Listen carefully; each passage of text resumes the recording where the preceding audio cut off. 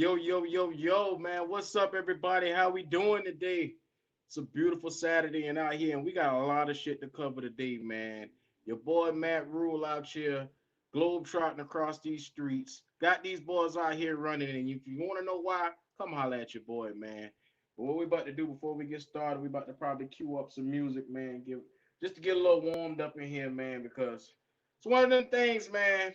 I don't know what the fuck is going on with Carolina, but we about to get it started in a minute, man. A lot of shit going on with this camp, and I'm really trying to keep my composure and not blow my lid, everybody. But I'm gonna be honest with you, man. What the fuck is up with the Carolina Panthers right now, man? Like, I'm really trying to understand why in the blue fuck are we celebrating like we just scored a fucking touchdown in the goddamn Super Bowl? First of all, what's up with this, man? I get it. We haven't had an offense that's been competent enough to make a 50-yard pass in a while, but goddamn, I'm not going to sit here and pretend like Matt Rhule is wrong. Omar Tillman, I saw your comment where he's saying that Matt Rhule doesn't really understand that these are not kids, these are grown men. But at the end of the day, Omar Tillman, there's a certain thing that's called fucking discipline. And when your team don't got no goddamn discipline, you got to understand, you got to do what you can to get these guys motivated to make sure that we don't do no stupid shit out there in the field. Now, whether you guys believe it or not, we got a problem in Carolina right now because this isn't the first time that we've done something stupid in the training camp. Now, let's be honest. Will discipline be a problem for the Carolina Panthers this upcoming season? That's going to be a real issue going forward. It seems to be we ain't got no fucking home training. We got no fucking home training. You say all he did was reach the ball across the goal line. That's not a big deal. You sure about that, Omar Tillman? That's what they said in the article, but it may seem like it was more than that. I mean, we in the NFL. This is the big boy leagues. You got to get used to scoring touchdowns, man. And I think what it was the reaction from everybody showing their ass, acting like we ain't never scored before in their life. I think that was the reaction. And Matt Rhule was like, okay, I got to get this shit under some kind of control because I'm not going to be going into this year with a bunch of grown ass men acting like a bunch of churn. I, I'm a little on the fence because I feel Matt Rhule on a certain point, but then I feel the fucking players on a certain point. You want to have fun. Camp is all about fun, but in the same breath, man, disciplined teams don't win. If your team ain't disciplined, you can't win shit. And it all has to do when it comes about keeping your emotions intact, making sure that you don't overdo too damn much. Lonzo Rhule is the worst coach ever. Granted, I get it. Rhule, nobody really believes in Matt Rhule. And at the end of the goddamn day, this is year 3 for him. I think we should at least try to give the motherfucker a chance. Like I say, he's showing improvement. I don't care for the motherfucker, but I'm trying to give the cat a chance. And if the guy is trying to instill discipline into the fucking team, I get it. They aren't kids, but in the same breath. I mean, what the fuck are we doing here? What the fuck we celebrating for? I mean, goddamn, this shit is elementary. Discipline, you're right, Omar Tillman. Discipline do come from coaching, but at the end of the day, everybody has to buy into discipline. I'm gonna be honest with you. Discipline is a fucking mentality, and if our team don't got it, you're gonna see stupid shit from time to time. Enough of the stupid shit, man. We trying to get and win games, and you got to think about it. A disciplined football team, number one, does not beat themselves with stupid ass penalties. That's what we got to deal with this year, man. I mean, y'all want to go out there and trot on that field, score a touchdown, and fuck around and get a flag for it for doing too much? Man, shout out to Donald Vaughn. Shout out to C. Lonzo. Man, shout out to y'all fellas. Matt Rhule say he's fine with the celebration. He don't want the ball. Exactly. Omar Tillman, there's nothing wrong with celebrations. Like I said before, it's the stupid shit that could get you penalties. And what he trying to do is make sure that everybody stay on the same page. Now, like I said before, this is a grown ass team with grown ass men. Hey, if you can't control your fucking emotions when you score a damn touchdown, get your shit together. Man, get your fucking shit together. It's bad that the fucking coach got to stop practice to make everybody run suicides on the goddamn offense. That's bad. I don't like Matt, but he's coaching and they mad that he doing coaching shit. Exactly. What's the motherfucking problem? Why is everybody so uptight about him doing shit that normal coaches would normally do? Mike Tomlin do the same fucking thing in Pittsburgh. If you can't get the shit right, then your ass running. What's the fucking problem? I don't understand why everybody got their panties in a fucking bunch. Everybody know in order to get this team together, we got to make sure we got discipline this year. And I get it, the fact that nobody likes fucking Matt Rhule, and I get it. Y'all think he a jackass. I think he a jackass too. But let's be honest. The man is trying to he's teaching these guys what they need. Now, granted, a lot of the guys already know. Granted, he ain't teaching them shit that they don't already know. But let's be honest. This is a collective team that has to come together this year. We got to keep the fucking penalties to a minimum. Disciplined football has to be intensified. We need intensity on that field. Now, we got to make sure as a team we rise above any of the stupid adversity that will come forth. And in order to do that stuff, we got to be better. Mentally, we have to be better this year than we were in previous years. I'm just being honest. We need cohesiveness on this team. We need to set a culture. Everybody been crying for a fucking culture. I don't trust Matt Rhule. None of y'all don't trust Matt Rhule, but fuck it. That's what we got. We got to roll with it. But before I get started, man, if you haven't already, this is going to be a good one today. Stop, like, and subscribe to the channel, man. Your boy over here getting it straight. Shout out to the Keep Pounding Family TV, man, over there. Shout out to Shout out to Waves Classic, man. Nate, get better, fam. Shout out to everybody over there, man. If you haven't already, hit Keep Pounding TV shop. Show your boy Big Cat some love. Get some of that memorabilia that he got up there that he going for.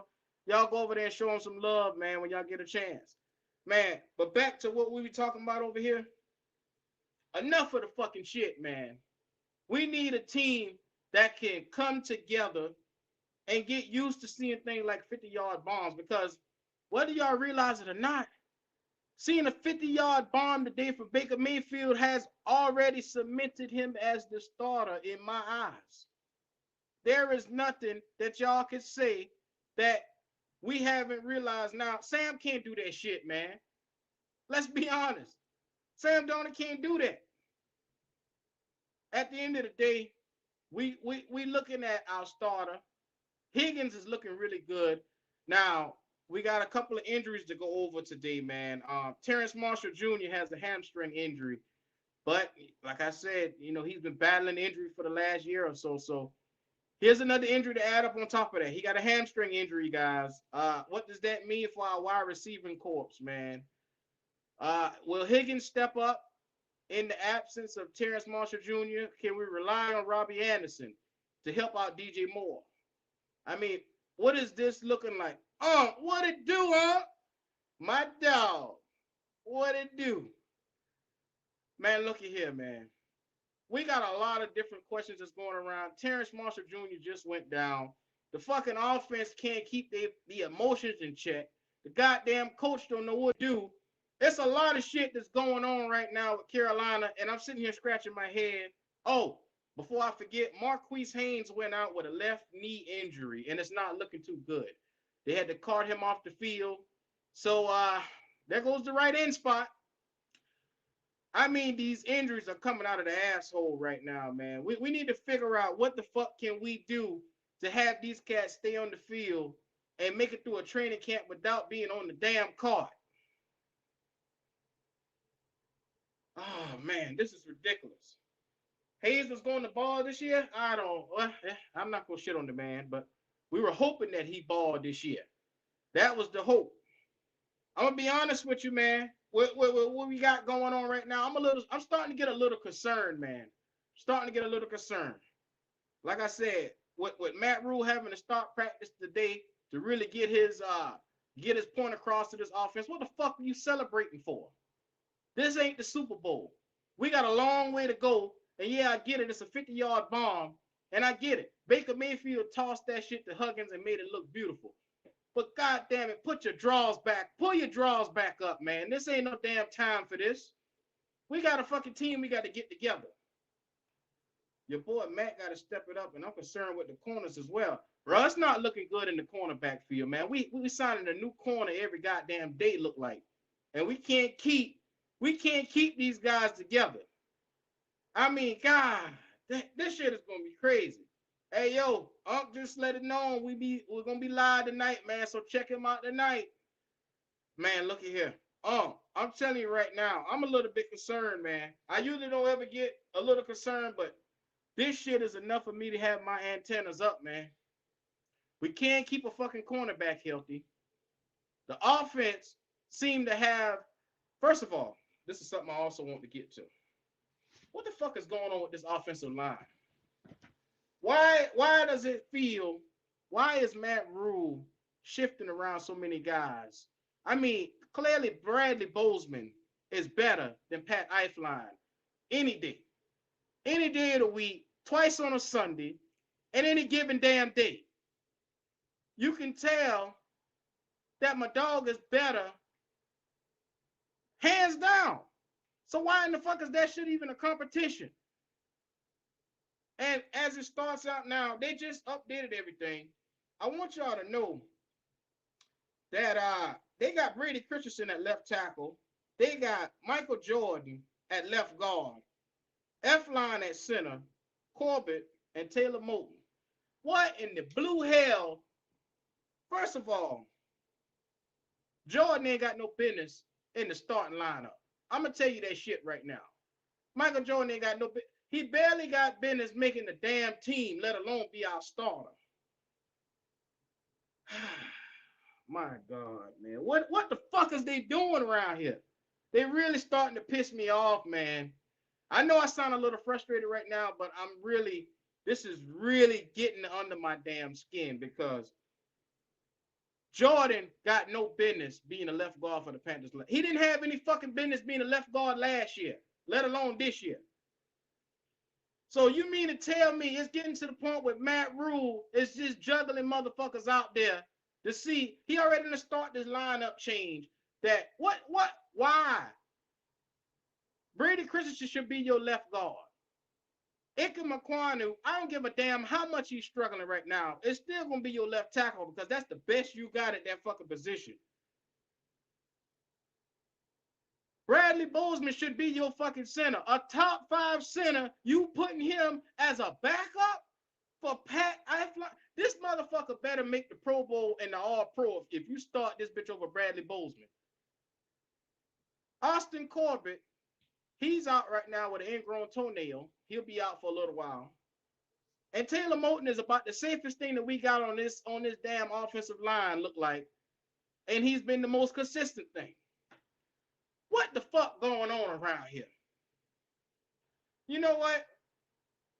These boys is stressing me out, bro. Donovan, these motherfuckers stressing me out over here, bro. First of all, I just had to get that shit off my chest. It's a lot of shit moving on. It's a lot of shit moving around here. But why is it that the offense feel, that Matt Rhule feel that Ike Mekwonu can't handle left tackle? What is going on here? Big as this son of a bitch is, and you gonna act like he can't handle left tackle. I get it. His technique needs a little bit of polishing up on the offensive side, especially when it comes to pass rushing. But this motherfucker is a refrigerator with legs when it comes to run blocking. I mean, it's a little bit of give and take. I mean, I understand it takes time to get this cat together, but cut the bullshit, man. Ike Mekwonu is the best option that we have right now at left tackle. You don't go out and get this guy at number 6 to sit here and bullshit him and say he ain't ready. I get it. You want to make him earn it. I get it. You don't want to give anything to him, but to sit here and put this rookie through this shit right here may hurt him more than anything. Because what you're going to do is mentally stunt his development. I'm live ready for you, my G. Fucking love it. Yes, sir, yes, sir. Man, look at here. Look at here. At the moment right now, I don't see, first of all, whoever put this right here is Cade May should be a starter. Yes, I do believe Cade is a starting caliber guard. But you got to convince the ignorant motherfucker named Matt Rhule that he's a starting caliber guard. I don't get his talent evaluation skills. What the fuck is he looking at? It's clear as day. The best starting chance for anybody on this team is to have Icky at left tackle. If you want to put him at left guard, fuck it. Put him at left guard. You want to put Christensen at left tackle? Fuck it. Put him at left tackle. But as long as Icky ass, as long as his big ass is on this field, we need him. Center, you need Bradley fucking Bozeman. Cut the shit. Pat Affline is not the answer. Has never been the answer. Right guard, Corbett is the best shot we got, unless you want to put Cade Mays there. Icky may be struggling, but god damn it, this is something that I can't. Who do we got better than Icky Ekwonu at left tackle right now? Because you do realize how good Icky really is. You put the best five out there. You're right. You put the damn best five out there. But even if you put him at left guard, that'll put Christensen at left tackle. Y'all just seen the video where Brian Burns' little ass be folding up Brady Christensen, and they ain't say a damn thing about that. You know what? I'm gonna put this in the.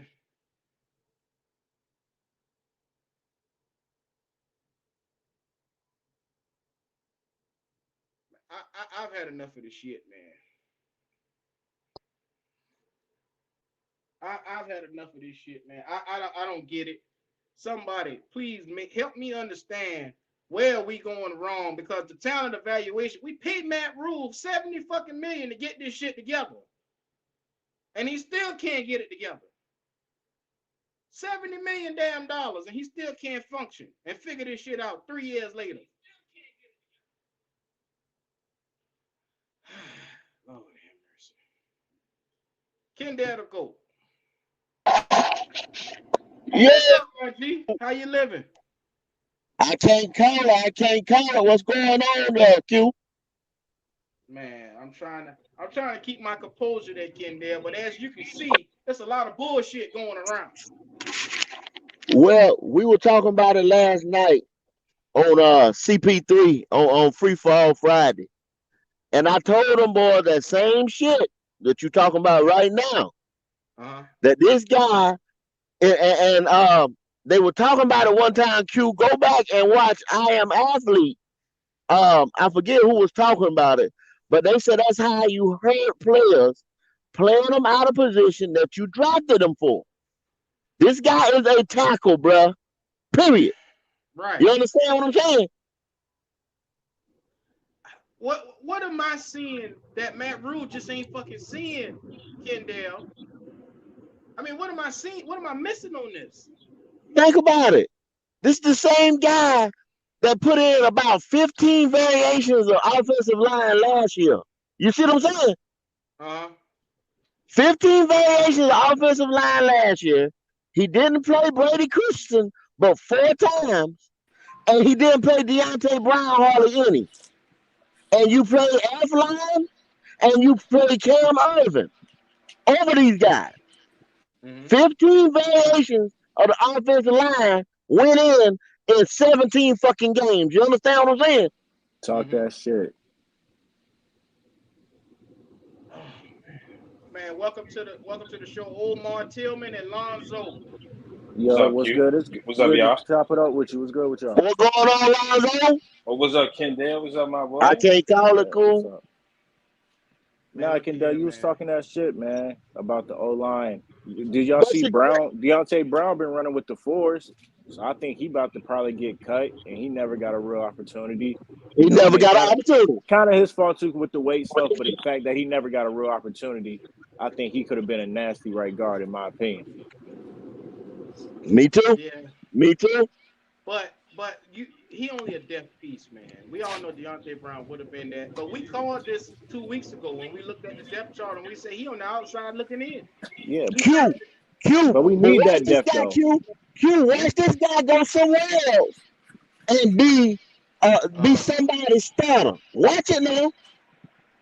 You think he that good? Yeah, you do not play at Alabama and move people like that boy did for 2 years. If Michael Jordan can be a starter, Deontay Brown can. This is why Rhule has to get more blame than what people are giving him.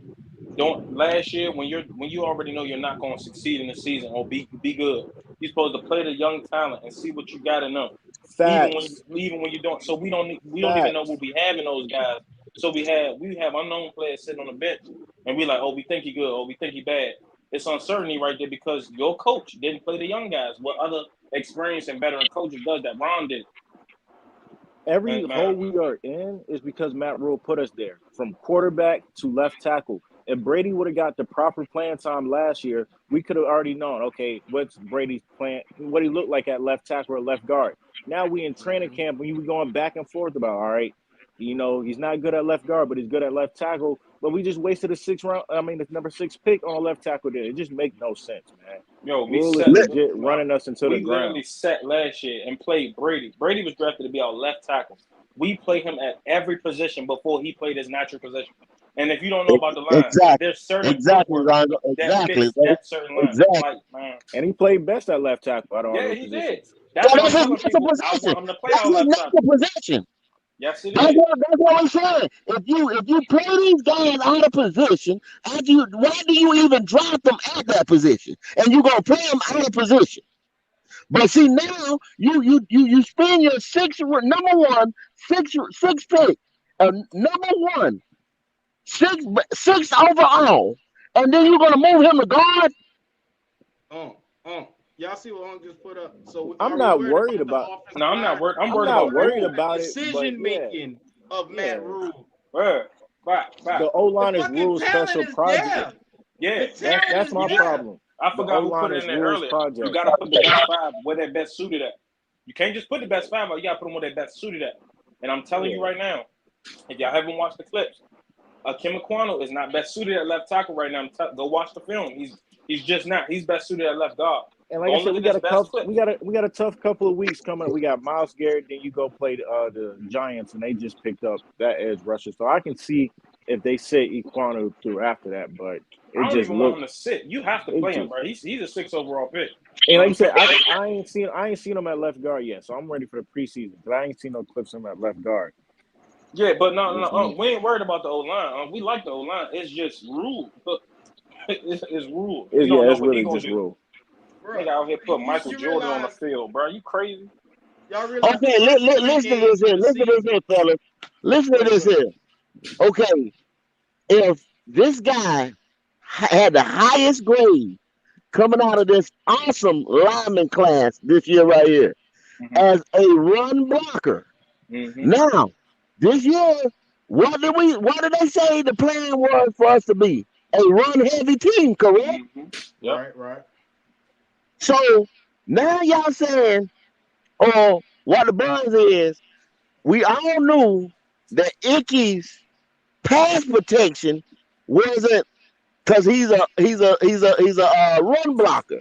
His pass protection, not saying it was garbage or anything like that, but they just saying it wasn't as good as his pass blocking. I mean, run blocking, right? Okay, so therefore, you the best pass blocker in the draft with Charles Cross. Correct? Oh yeah. Okay, so, but you go get Aquano because you say you were going to be a run-heavy team. You go get Foreman because you were going to be a run-heavy team. Supposedly, CMC is healthy. We're going to be a run-heavy team. We have Chuba Hubbard, so we're going to be a run-heavy team. We're playing 3 backs that could possibly start on any team. So we supposed to be a run-heavy team. What the fuck is the problem with the man playing left tackle? What, Kendall? I think they forgot that we got to defend the goddamn pass as well. The pass. Yeah. Right. I think that's the issue that they just realized. Holy shit, we got fucking Myles Garrett coming up. We got Cameron Jordan coming up week 3. We got all these other guys that he got to face on each team, and it's going to be a fucking problem if he can't defend against them. But I guarantee you, though, Q, I guarantee you this. I guarantee you, if you start Equanu, and if you start Brady Christensen beside him, and you start Bozeman, and then you start Corbett and Taylor Moton, right? If that's your line right there, that's your 5 guys right there. With Equanu's attitude, work ethic, and just the way that boy is, just for seeing him and the dog in him, he's not gonna get beat like that. I guarantee you that shit. I guarantee you that he's better than that. Than just sit down there and get beat. He ain't going out like Cam Irvin. He ain't going he's out not like going Cam out. Irvin. No, hell no. He's not gonna be no goddamn Cam Irvin. I just saw some tape on him the other day. That was hilarious. Kendall. Coming out of college, what was Akim Equanu's weakness? His pass protection. Against who? Against what type of pass rush? Where you can't say that in the ACC because now they did step up. Akim, he been getting beat in practice. Burns been tightening him up, and not only Burns, Marcus Haynes tightened him up too the other day. Look. Akim Equanu's weaknesses has been speed rushing. Brady Christensen's weaknesses has been power rushes. Why not switch those two and best suit them? Brady Christensen is good against speed rushing, so why not have him on the outside? And why not have Akim Equanu deal with those bigger bull rushes because he's the bigger man and he has the power for that and the strength to go against those guys. Well, I see where you're going at, but are you going to be facing both during the course of the year? Or are you going to be facing power rushes all year? Or are you going to get a mix of this? The NFL. Matt Rhule about to do a 2 left tackle system, man. That's really what he's setting up for. We did the 2 quarterback shit last year. He's setting up for a 2 left tackle system. That's what he want to do. Because now what you say? See, you got to go out there. You got to play that man. That man got to take his lumps. You know what I'm saying? He's got to learn that position on the professional level. Are we just wasted a number 1 pick, 6 overall? I agree. I just don't. Only reason I'm saying I would love, and I think it was Omar that said it. I do want to see him. Like I know we talk about it. I do want to see it, Akim Equanu in game time action to see how we could really get that real film to assess him on. But I just don't want us to lose Brady Christensen, bro. I think he's a great player. I just think he's been out of position all this many games. So let me ask you something, Lonzo. Have you seen that video with Brian Burns and Brady Christensen? Yeah. That circulated a couple of days ago. Yeah, I seen that. Now, did you see Brian Burns pushing Brady Christensen back? Yeah, I did. He held his own. But don't you find a guy like Myles Garrett 5 or 4 times stronger than Brian Burns? Yeah. Yep. Probably more than that. So if he can't handle the motherfucker at practice, imagine what the fuck gonna happen in the goddamn game. Well, I mean, you right about that. Facts. But I mean, this team would be a fool if they just leave Brady Christensen one-on-one with Myles Garrett. This who y'all want at left tackle though. Now, and then Brian Burns did say when he was at the podium one day, he said if Equanu get them hands on you, your ass is through. Yeah, yeah, he a big cat. Now that's why I just want to see films from him. Is Matt Rhule making the right decision with who he got out here? Because obviously we all don't believe that Mike Jordan should start over Brady Christensen at left guard. Hell no. Them niggas shouldn't even be on the roster. Exactly. We also don't believe that Eiflin should be starting over Bradley Bozeman. Hell no. Oh, heck no. I was hoping that was due to injury. You take Cam Irvin money and you take Pat F-line money and you cut them goddamn lost them 2 motherfuckers. Cut them motherfuckers. What is his thing with Pat F-line? Why do he love this nigga so much? What is he saying? He's on the contract. Versatility, you know the same whack ass shit he always say. But He the can play niggas any suck at every position. position. That's What fact. versatile at? That's fact. And like I said, bro, and I hate doing this. I'm an Ohio State fan. I rock with him and Michael Jordan, but they not starters. Think about it. We got Michael Jordan off this Bengals practice squad. He sat for like 4 weeks not doing nothing, and then he started for the rest of the year. Like, because come on, Dennis that's not how you Daly, do stuff, bro. That's because not how you Dennis do stuff. Daly and Miller wasn't doing shit neither. Yeah. More wasted. That's why he started. He started over them motherfuckers. Well, that O line was just we was in a very bad place with that O line last year. At least we got talented depth this year, and it's just a matter of putting the best guys out there in the best All right, position. so if I can ask each of y'all a question, who do y'all think is y'all best five? The best five? Left tackle, I'll put Icky out there, or you can put Christensen at left tackle, and then put your boy Icky at left guard, Bradley Bozeman, Austin Corbett, and Taylor Moton. That's about as good as it gets. Yeah. I need to see Christian and Icky on the field at the same time. If one of them are on the bench for F-line or Jordan, that's when I get pissed off. That's when I start looking at Rhule like, what are you doing here? No, who's this? Who talking right now? Who is that? This Omar. Omar, check this out, Omar. I'm pissed off right now, and everybody like to say in the YouTube world that I stay that way. You know what I'm saying? Nah, But I be fucking with you, shit, Kendall. I be agreeing with you. I fuck with you. dumb shit makes you this way. You understand what I'm saying? Because this is the thing. Okay, let's walk with me for a second, y'all. If you take Equanu and you put him as the left guard. Let's just say we fuck him up. Fuck his head up, right? Fuck his head up now. Because you drafted this man, like I said, 6 overall when all 3 of the top tackles were still on the board, right? Am I correct? Correct. Okay. Now, let's just say we fuck his head up.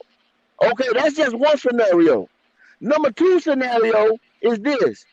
If we already had Brady Christensen, and we already had, say, Deontay Brown, and we already got Corbett and Bozeman in free agency before we went in the draft. And we didn't have a second and a third round pick. You understand what I'm saying? But we go pick our starting left tackle that's not going to be our starting left tackle. So therefore, what the fuck are we doing? And then y'all have faith in this coaching staff and in these GM and GM, anybody in the office. You see what I'm saying? That's the shit I'm looking at long term. But Kendall, that's why I go back to what I said earlier. You should that's the point. If we would have prayed Brady more, maybe we wouldn't have took Equanu. But because we've only seen 2 games of film from him, we think he can be good, but you still have that thought, we don't know what he could be yet because it's so little game film that you have on him. Like and when James Campen got there, what was the first thing he said? Why you ain't play him? Thank you. Yeah. I'm done. Yeah. Man, I'm done with this shit. Yeah. I'm done with this shit, bro. I'm done with this like shit. I said, bro, Matt can't pull that BS like last year and say ain't nobody playing in the preseason. Nah, guys got to play in the preseason. Guys got to go earn some jobs this preseason. And this is the worst thing about it. This is the worst thing about it. What was Matt Rhule when he was with the Giants? Offensive line coach, right? Yeah, I'm done with this shit. I'm done with this shit, y'all. Yeah, that's why the O-line his little special project. He has too much input on the O-line. They had one of the worst offensive lines. I'm just about to say. I'm done with this shit, y'all. I'm done with this shit. You understand what I'm saying? This motherfucker wants to fuck with it. You bring in James Campen. And this motherfucker wants because he was an offensive line coach. That was his supposed bread and butter. He wants to fuck with a man that knows more than he does. Oh man!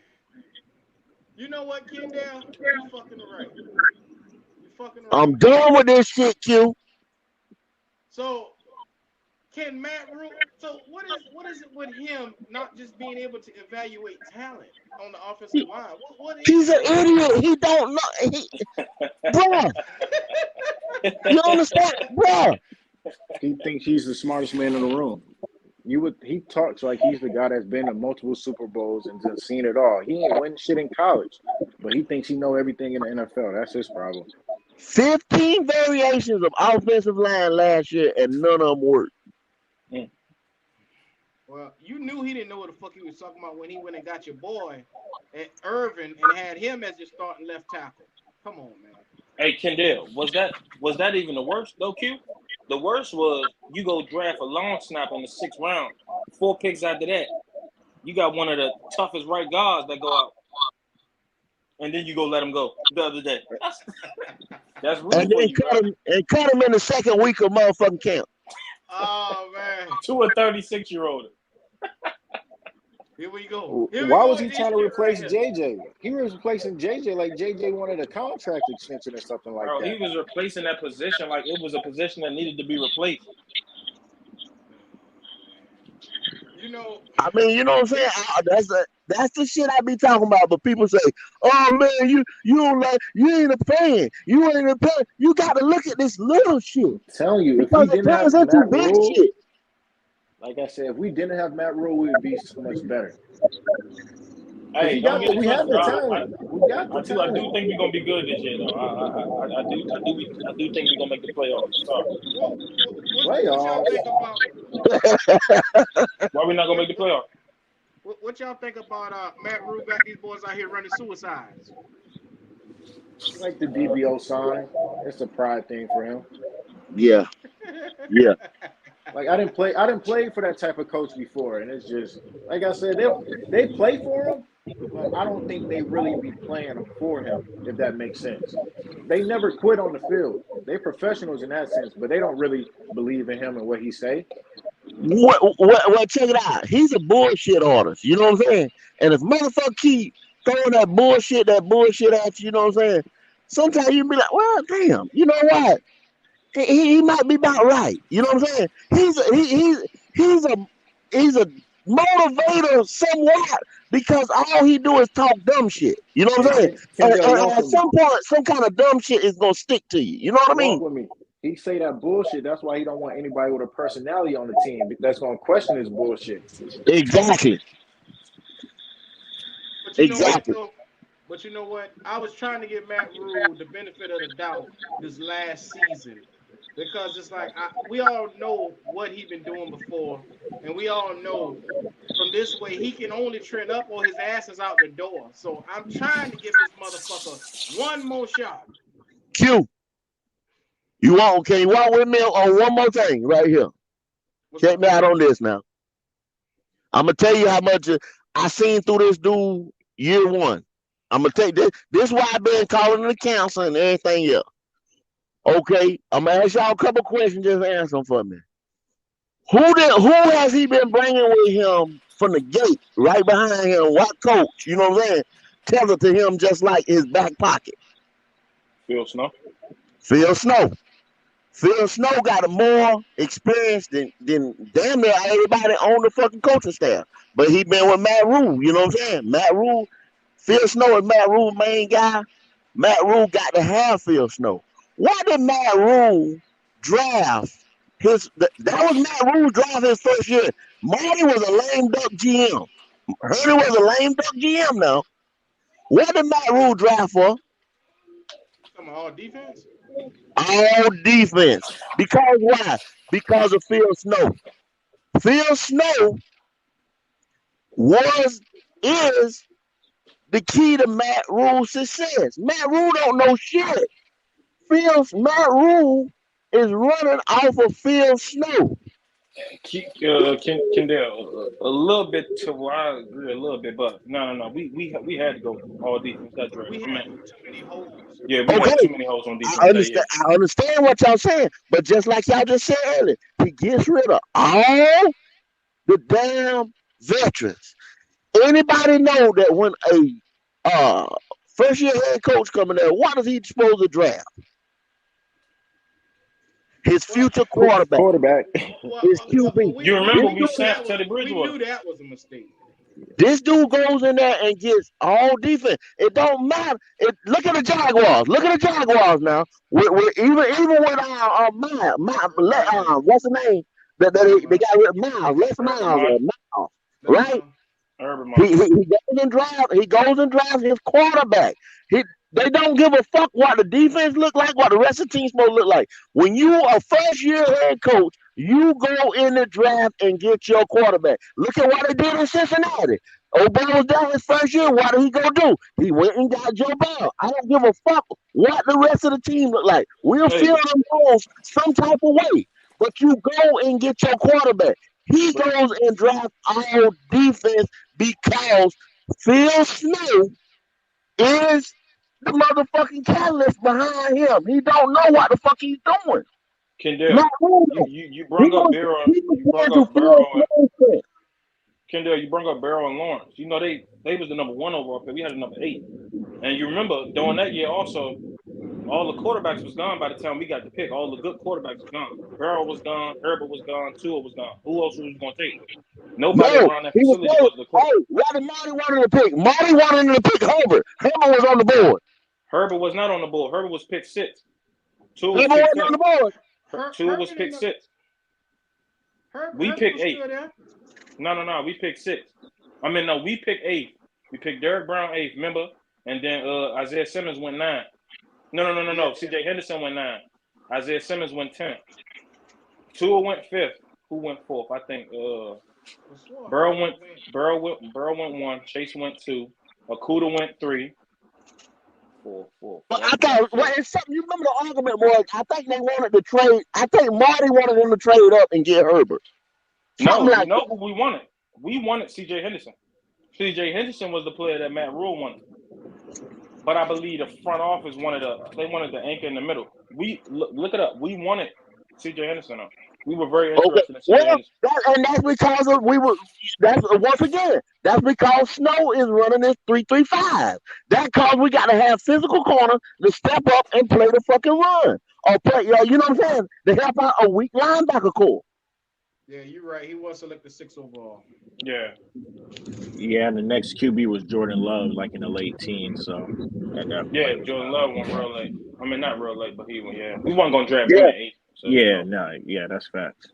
Like I said, Q, I appreciate you hopping on, man. I ain't gonna try to be negative, man. That's why I usually don't call in because people say I'm negative. But we're gonna finish with around 7 wins, man. I don't think we make the playoffs. I'm with you. I think Rhule might be, like I said. Rhule might be able, if you can win some of those 7 games at the end of the season, he might be able to stay around in the cancer stage for another year. Yep, that's my fear too. My fear is that he slides in another year. They give Mayfield 3-year extension, and we got to deal with this shit right here. You know what I'm saying? Oh Lord! Until they just keep putting so many pieces. And my thing is, I like Scott. I think Fitter is a good GM, but the longer you stay with Rhule, when this thing implodes, you're not going to be able to get your own head coach. Like I said, I think every GM should get a head coach, like every coach should get a quarterback. That's just how you do it the right way. That's how you do it the right way. So, like, think about it. Scott can't even fire the coach. Scott can't even fire Matt Rhule because Matt Rhule hired him. Think about how backwards and dumb that is. You know what? One thing that tripped me out is Brian Burns went on the record and said that he saw major improvement in Aquanu. But every time he mentioned something, you got Matt Rhule going out and saying the opposite. Because Brian Burns came out and said like he saw Icky getting better, and he was like, exactly. Taylor Moon got to match up with him every day. Yeah, he playing against him every day, snap for snap. That's why I don't always agree with the coach because they sometimes they try to be too technical in things, and sometimes you got to trust the player because the player are the ones that knows the game. Even I don't care what nobody say, the players are the real ones who win the game. That's why I don't really blame coaches a lot like that. And see, y'all saying that Icky, okay, once again, you saying that Icky can't handle speed rush. I'm gonna put it out there like that. Brian Burns ain't nothing but a speed rusher. So we got one of the best speed rushers in the game that he can go against every practice. He ain't gonna do nothing but get better. But let's be honest, man. If you put Brady Christian, I done seen the goddamn video. I'm gonna post the video later on of Brady Christensen getting pushed back by Brian Burns. Brian Burns so light in the ass and he was pushing Christensen back. Come on, man. And you gonna trot this motherfucker out there game week 1, preseason 1, game 1? Come on, man. Cut the shit, man. But Q, even if you look at that video, he didn't push Brady back into the court. He didn't mess with the quarterback pocket. He wasn't in the pocket like that. In that video, there's a person that's imitating to be the quarterback. He got 100 pounds on this motherfucker. What you mean? He got 100 pounds on this cat. Q, did you see the video of Marquise Haynes and Kim McQuarrie? Marquise Haynes had him on his knees. Come on. No, I like Akim though. Kendall, I didn't say he can't handle. I said he's been struggling a little bit. Oh, I love Akim though. I think it was the right pick. I just think. Oh yeah, we know he's gonna struggle. He's a rookie. Yeah. If you drafted that man 6 overall, number 1, 6 overall, you play him. Point blank period. At his position that you drafted him. Mm-hmm. You don't try to make him a guard. You don't try to. No. That don't happen. See, y'all said 7 wins. I don't see it. If we trot out there week 1 and preseason 1 with the guys that he got out here now, Christensen, Jordan, F-Line, Corbett, and Moulton, you can count them damn wins out of the window. You can count all the wins right out the damn window. Yeah. Now the only thing I can see if we had another tackle that was a 3-year starter or something like that or whatever, okay. But Brady Christensen played 4 games last year. Shit. Nah, man. You play Equanu. So Q, you said you. I meant to say Kendall. You said you got us win 7 games, right? Yeah, 7. You tell me why you think we gonna win 7. I'm gonna tell you why I think we gonna win 10. Well, one reason why we're gonna win 7 games. Okay, y'all just named it. Matt Rhule, the cancer. We're gonna get outcoached in a couple games. Point blank. Period. Okay, a couple of them tight games that we possibly gonna be in them dog fights, say like the Steelers, hell, New York, what's another game? Like I said, splitting with Atlanta and the Saints. Those games are gonna be dog fights, man. You got this motherfucker here calling timeouts in the wrong time. He don't make adjustments at the half. So that's games right there that we're gonna drop. Our offensive line, what we just talked about, we don't have the continuity because the only starter from last year is gonna be Taylor Moulton. So everybody else, and we're gonna start Ikem McQuarrie as a rookie.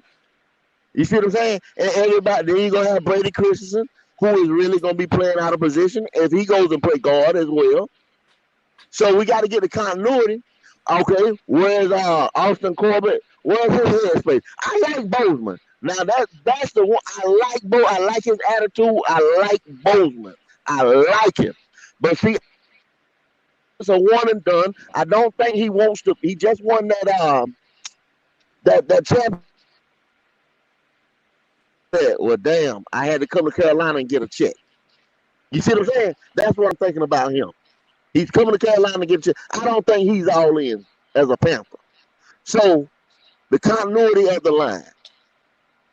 And then Baker Mayfield's headspace. Is he going to try to do too much? You know what I'm saying? Trying to prove that he should have still been in Cleveland as the fucking starter. And then all this Sam shit. Is this motherfucker going to try to run 2 quarterbacks? Because he's the dumbest son of a bitch I ever seen in my life. Is he going to try to run 2 quarterbacks? Is he going to start Sam at the beginning of the year and then try to bring Baker in? You see what I'm saying? We got too many what ifs. That's where I'm at. Okay. I'm going to tell you what we're going to do. You can go, Kim. All right.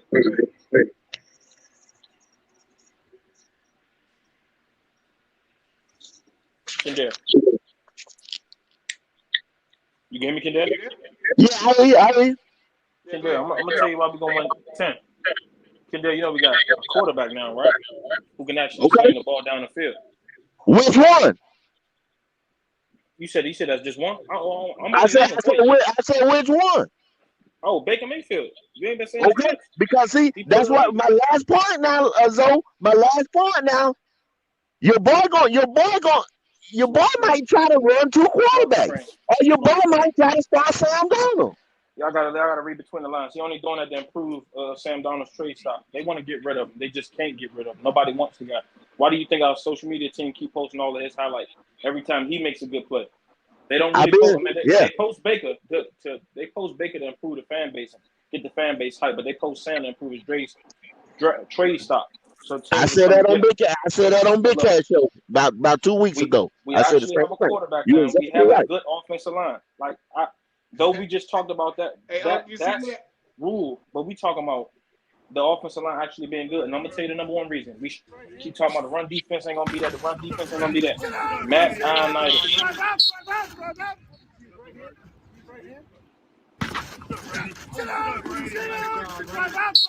It's a little bit of the delay, but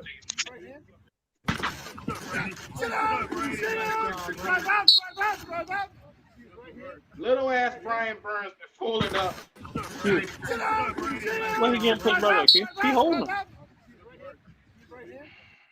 It ain't a good look, man. He need to be a little stronger than that.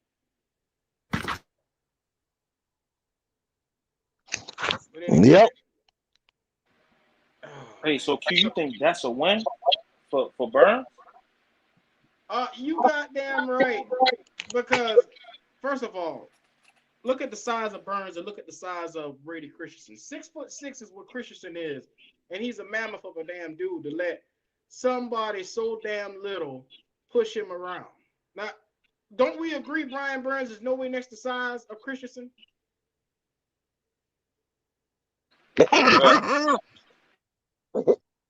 Nah. What's that? Nah. So you let a motherfucker that got 100 pounds smaller than you push you to that limit. Come on, man. You didn't see this cat backtracking? And you want this motherfucker to trot out there at left tackle. That's all I'm saying. Q, it's hard for me to it baffles me though how you got a lot of people that want Equanu to be a fucking guard. I'd rather take Equanu at guard than put him on the bench. I'd rather see that man on the field because he's too talented to be sitting on a damn bench.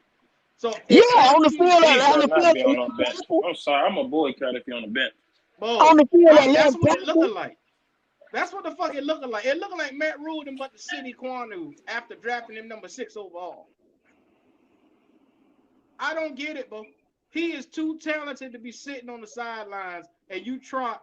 Because if they do it the way they got this shit right now, and Jordan go out there at guard and you put Christensen at left tackle, that's it for Baker. Baker Mayfield ain't gonna stand a damn chance.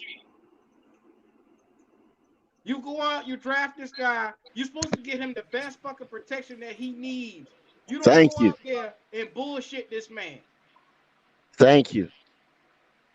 It's not gonna be good, bro. It's not. And how do you get better? Reps. So you don't, like I just said, you got at least 4 guys on that line that didn't play with us last year. All these guys, every chance they get, they should be getting reps together. Well, you should not Matt be. Rhule was saying today, Kendall. He was saying that Icky needs more reps. He's going to give him close to 40 reps coming up forward, trying to get him ready. Now it's to the point where he's seeing, because what he did was he switched him out and put somebody else in the spot with the reps where he should have been getting. And now he's saying, okay, yeah, I need him to get more reps because the more reps he get, the better he'll get. Exactly. Come on, man. I don't know what the fuck he's doing. You should never, if you got these guys that you got from left tackle to right guard have not played together, and your starting quarterback with Sam Mayfield, well, even Sam Donald have not played with these guys because all of these guys are new to this team, to each other, continuity. You have to give them as many reps as possible. They don't practice. They ain't supposed to practice for so long, for so much time. You give these guys as many reps as possible with the ones. Why is Michael Jordan or any of these other guys that's not going to be your starter in with the ones? Why? Kendall, it seemed like a bunch of bullshit to me, and I can't understand why would Matt Rhule sabotage himself. Maybe the motherfucker, like, what is he not getting the picture? Is he giving up on it? I think Matt Rhule is trying to be too fucking smart or too fucking cute for his own fucking good. You understand what I'm saying? He's trying to say, "Oh, you're K. Mays, you're Michael Jordan, you're this guy, that guy, you're Pat Eflon." You know what I'm saying? It's gonna be my depth, my rotational pieces and stuff like that. Let me give this guy on Tuesday runs with the ones and put this guy with the twos. But I can see if you did that if these guys were 4 and 5 year vets. You understand what I'm saying? Mm-hmm. Everybody on this.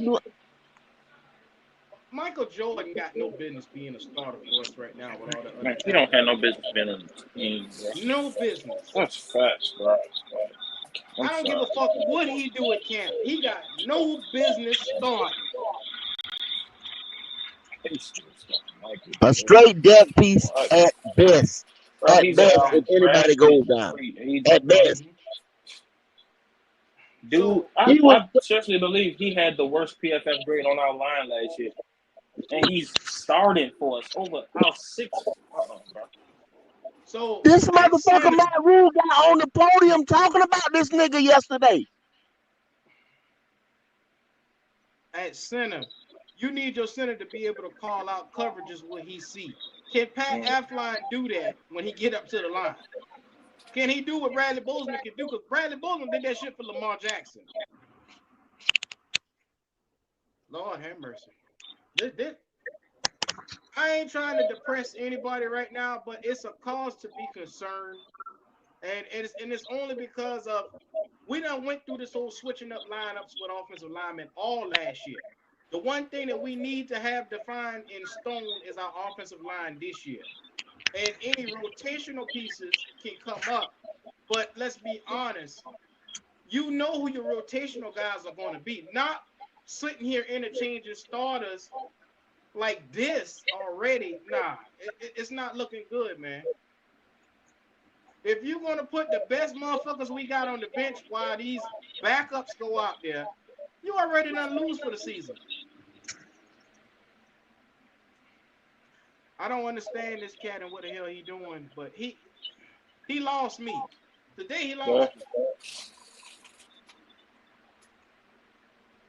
So hopefully, I mean, it's not even now, it's the question of the offensive side. But now it's starting to be the question of what we got on defense. We got cats going down by the day at cornerback. We got cats at the defensive line. We can't even keep these cats healthy, let alone compete in practice. Boy, this already starting off a little worrisome. Yo, what gets me, we keep every time a corner goes down. Who we had? I think 2 corners go down. Who makes it 2? No, 3. Yeah, in fact, 3. Yeah, I said 3. Yeah. But you see how they quickly replace those guys. We have yet to sign a defensive lineman, bro. What are you holding? We have $28 million in cap. What are you holding that for? Sign a defensive lineman. There are great veterans that's in the market that we can sign. When we wasn't willing to pay 1 year $8 million to a guy that get. Bro, we got so now many that's on stop.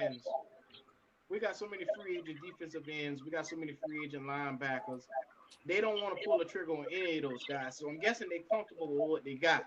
And quite honestly, that's going to keep us at the middle of the pack on defense. It's not going to do anything but keep us competing in games. So I guess they're content with trotting out there and possibly only winning 8 games. They Well, gonna I be think putting I all think their what they eggs in think the as basket for well. Brian Burns, and they're gonna get real hurt when he don't produce. Yeah, I think what they think as well, Q, is that we have basically gotten so much better on offense that we're going to be playing ahead in a lot of these games, and the defense is not going to have to carry us this year like they have the last 2 years. Kendall, they don't realize how bad we were historically bad on offense last year. It was Bruh, so bad we couldn't get first downs. We were bruh, trotting it out was 3 so and bad. outs. We would Yeah. start the ball at the 40 and still couldn't get past the 50. So now that you're competent on offense, now you're gonna think like if you think like that, you already shot yourself in the foot. Yeah.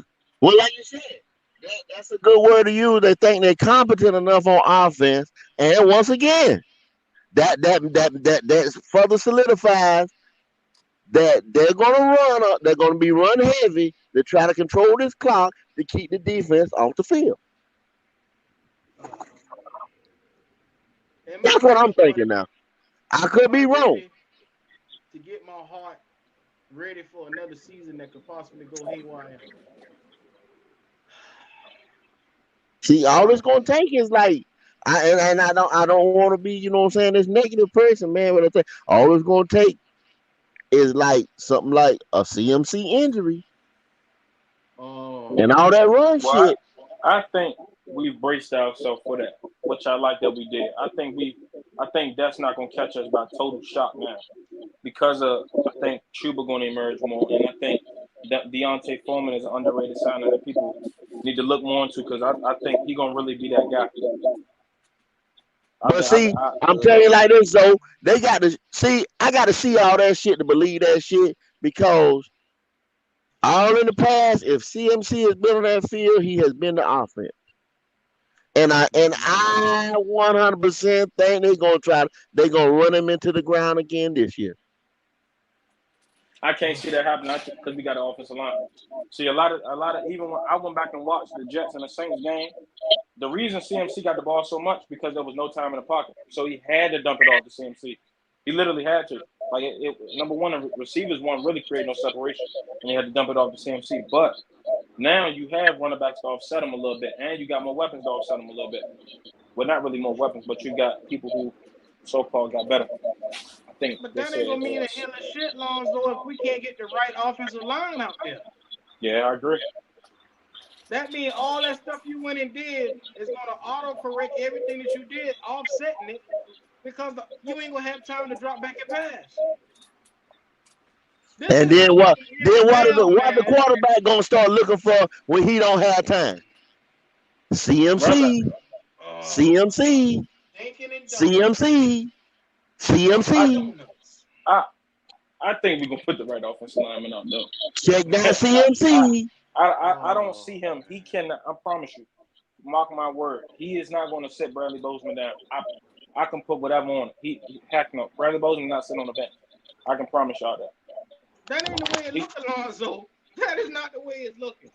Man, some things you gotta think of it like this though, Q. As a player on that roster, you bringing me back. I don't want to hear that you got a guy and you telling me straight up that I don't have a chance to compete for this job. I think he's just doing it for publicity stunts and like not as a smoke screen, but like to basically put some. I think he's doing what Scott Fitterer said. They're creating competition all over the room to big guys to get the best out of these guys. But we all know who's the best out of them guys. Man, look at here. I'm about to show y'all something real quick. Because they update the depth chart. And as you see, this is what we got to deal with right here. And so, hold on. Omar Tillman said Bozeman was the best because of injuries. So he's injured or something? Bozeman got injured? No, I guess they saying because of injuries on the line. Well, Eflon was injured at one time, and I guess they saying he just come in and took the job from Eflon because Eflon was injured. But Eflon I done seen Eflon get pushed back into the fucking quarterback. I'm tired of looking at that shit. Eflon and Cam Irvin literally has to be depth pieces. That's the only reason I see them. So here online, they got it as Ike corner, like how we all thinking it is going to be. I like that. I like that. In practice, they had it completely different earlier. Where they had, you got Ike McQuarrie, Brady Christensen, Bradley Bozeman, Austin Corbin, and Taylor Moton. That's what we want. That's what the fucking people wants. Mm-hmm. Now, they had out there Christensen at left tackle, Jordan at left guard, Efline at center, Corbin at right guard, and they had Taylor Moton at right tackle. Now, Taylor Moton has always been the one guy that we know undoubtedly they're not going to fuck with. They're not touching him for some reason. Okay, Q, let me ask you now, do you actually see when, like, what date was that lineup put up? You see that? You talking about the one I was talking about earlier? The one you just read. The last one you just read.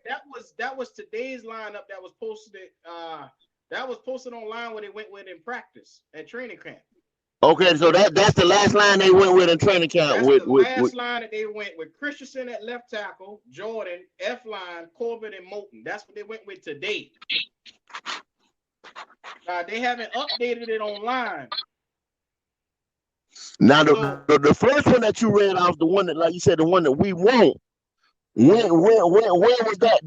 That's the default. That's the default, that the one that they got up now, because that's who they presume the starters will be. Okay, so that's more likely that's what the line is gonna look like day one. I'm talking about the Cleveland game. I ain't talking about preseason and shit. They gonna throw all types of motherfuckers out there preseason. But the Cleveland game is what we need to be worried about. Well, this Washington game is going to be important too, because that'll let us know what we kind of got on this offensive line as well in this preseason game. I know it's preseason, the cats don't pay attention to preseason, but that'll let us know exactly what the fuck we dealing with when it comes to Ike Ekwonu. Because look at that defensive line that Washington got. We presume that all those guys are going to at least play a series or two. I mean, you got Allen, you got Payne, you got Chase Young, you got all those guys out there. We need to see where this guy stack up against, upper echelon of talent. Mm-hmm. Not just the guys that we practicing with, but we need to see him go up against other competition. I see what they're saying now. You got to look at this new NFL. Now, from what I'm getting, they're not too much worried about these preseason games. They looking at these joint practices more better than the preseason game. Mm-hmm. So what if we try out there to the joint practice and it's clear that Ike Ekwonu can hold his own? Do they put him back in the starting position and shut the fuck up about all this? You damn right. You damn right. Enough said. Enough said. So I just feel like if Matt Rhule can keep his hands out of the fucking pot, because McAdoo is our offensive coordinator, is he not? Yes, he is. So who's picking the offensive talent that goes out there for our team? Is it McAdoo or is it Matt Rhule? Look like it's Rhule. Oh man! Like Rhule. That's what I just said. Like Rhule got to get out of his own fucking way. To me, that's what I'm seeing. He needs to let these guys who he brought in with more NFL experience than he's got coach their positions. Oh Lord have mercy. James Campen is a more seasoned, competent. He demands more. He gets more respect from these guys than Matt Rhule ever will. And why is Rhule talking about competition at camp and all this stuff right here when Campen probably already knows by just looking at film and stuff like that who his starting offensive line should be? Mm-hmm. I mean, you could clearly see it. The talent is fucking there. There's no way to piss away the talent on your feelings and emotions. Because I don't know if it's just some guys he just ain't clicking with. I don't know if the best players should go out there. And granted, like I said before, Icky struggles in pass protection. But there's no reason why you can't take time to show this cat the shit he need to be equipped for pass rushers. There's no fucking excuse for this shit, man. Instead of every practice you targeting Icky. Oh, well, Icky is struggling today. Oh, Icky is not doing this right. Icky not doing. You're gonna shoot the man confidence all the way down. And what you're gonna end up with is a bust at left tackle if you keep fucking with him. Exactly. Or if this man is struggling at practices in camp, and then you say, okay, well, for right now, you're gonna be our left guard. You're gonna fuck him. Well, and you know what, Kendall? I'd much rather them slide him in at left guard than to put his ass on that bench, man. I'd much rather, because at least he'll get the starting feel, and he may come into his own quicker at left guard. And then they say, okay, it'll be undeniable. You have to slide him back to left tackle. Now I want him to play left tackle, period. That's what I want too. I want him to play left tackle, period. Because this is the thing, and I said it earlier. If you give him the reps at practice against Brian Burns, who is a speed rusher, we already know you. I can just sit here and say that Brian Burns ain't gonna bull rush Ike Ekwonu. You know what I'm saying? So he's gonna have to try to speed rush this man right here. You know what I'm saying? Because he already said that at the podium himself. Brian Burns did. So with that being said, those two practicing against each other, going against each other head to head, every day at practice, you cannot do nothing but make Ekwonu better. That's like Mike Tomlin said. Something like that. With his pass protection, that comes with coaching. Coaching should be a reps and coaching, and him going against talented players at that edge position will make that boy good at nothing but pass protection. I mean, you know what I'm saying? That can be coached. That can be shown. I'm not worried about that. I'm not. Unless if his footwork is just so right. When he moves that, you know what I'm saying? When he moves that left foot back, if it's just like it's just stuck in sand or something like that, then we got a problem. But if his feet can stay up under him, and it's just a problem of hand placement or you know what I'm saying? You know, little things. You could teach hand placement. You could teach that. These cats, man. Yeah. So are they not trying to help this man? Is the question that I'm asking. I mean, god damn, help the motherfucker out. You need him. Exactly. This is something that don't take 2 weeks to figure out. Okay, I need to put my hands here if Brian Burns do this. Oh, I need to put my body here if you do that. That's exactly. What is he struggling with? What is he struggling with? Exactly. Yes. I'm not getting it, man. They dog this man every day in fucking practice. Every fucking day for some reason. It's not going to be good. And now, like I said, I hope that he's a dog and he can take this shit on the chin and say, okay, yeah, my coach ain't out here just trying to embarrass me. He really want to see me succeed. Hopefully that's the case. I don't want him to take it negatively and then we have a fucking problem on our hands and then we'll be out of a left tackle. Well, that's what I said earlier. I think he's a dog enough, you know what I'm saying? And I think I know, I see it on the film that he's got the talent, you know what I'm saying, to be that left tackle. So what I am afraid of is our coaching staff can't develop this man or show him those little nuances, you know, in his pass protection game, or have the faith in him because they're on the hot seat and put this man down as a guard. Lord have mercy. Because I think that's the worst mistake to move Ekwonu to guard that we can make. At this point, Kendall, the rate they're going, it's looking like if they don't play him at guard, like I hate to say this, man, this cat might not. I ain't gonna say they're gonna cut Ekwonu, but it ain't looking good, Kendall. And I think it's a misevaluation of talent all the way around, is what I think it is. Well, Q, I tell you this. Let him fucking don't put Equanu at tackle. Equanu is not sitting on the bench. That's an automatic fire for Matt Rhule if Equanu sits on the bench. You understand what I'm saying? Oh yeah, right. That's an automatic fire. They're gonna get rid of Rhule before Equanu.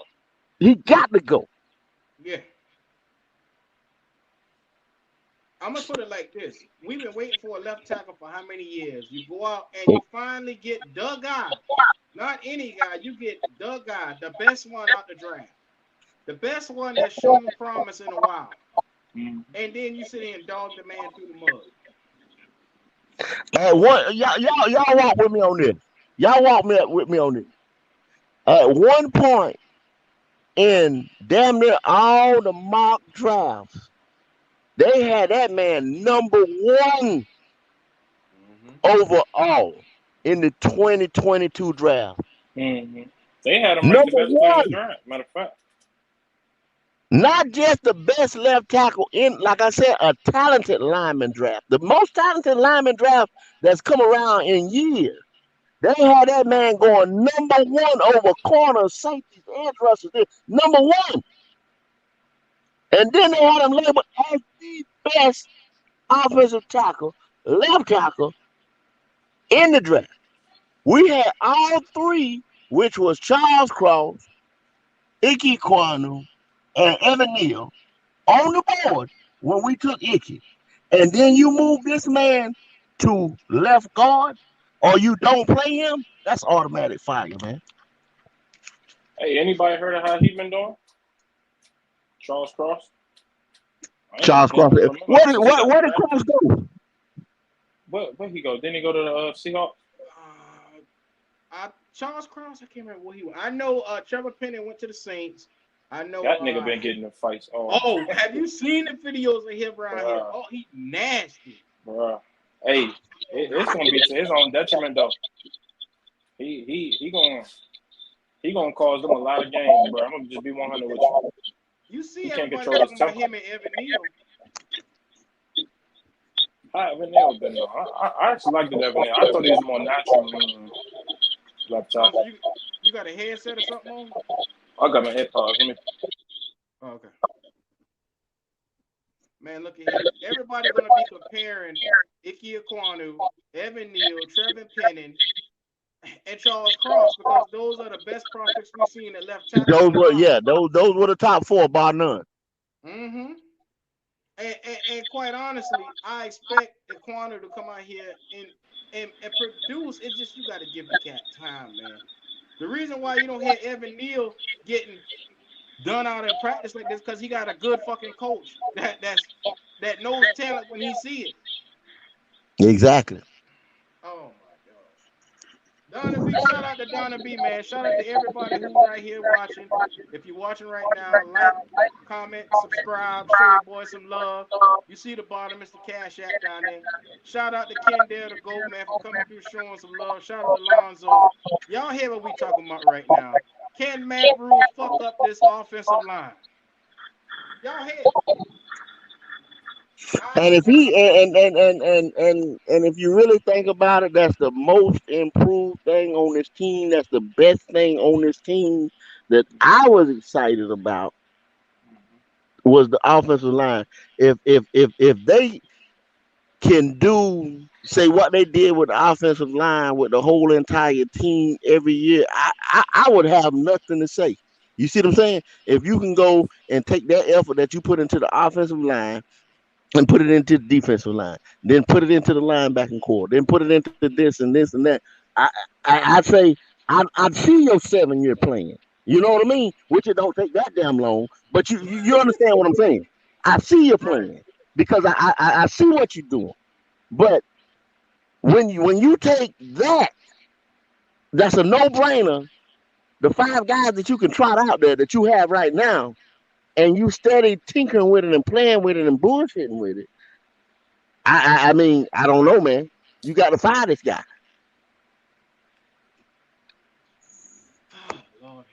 we gotten to this point now where Matt Rhule is gonna get in his own way. He's getting in his own way. All he got to do is sit the fuck back and let everybody do their damn job. That's all he got to do. Yeah, exactly. McAdoo has shown improvement. He's going out there and make this offense look competent. We laugh, we joke about the motherfucker, but he doing his fucking job. And Matt Rhule is getting in the fucking way. I don't understand it, man. Because what did he say? What did he say about Baker Mayfield? You got to come to me and Ben if you're gonna audible. Me and Ben. You not the fucking coordinator. You the head coach. You supposed to manage that shit. You understand what I'm saying? Why is that? This is Ben's offense. You see what I'm saying? This is Phil's defense. You supposed to be the manager. If the shit goes off the rails, that's when you take over.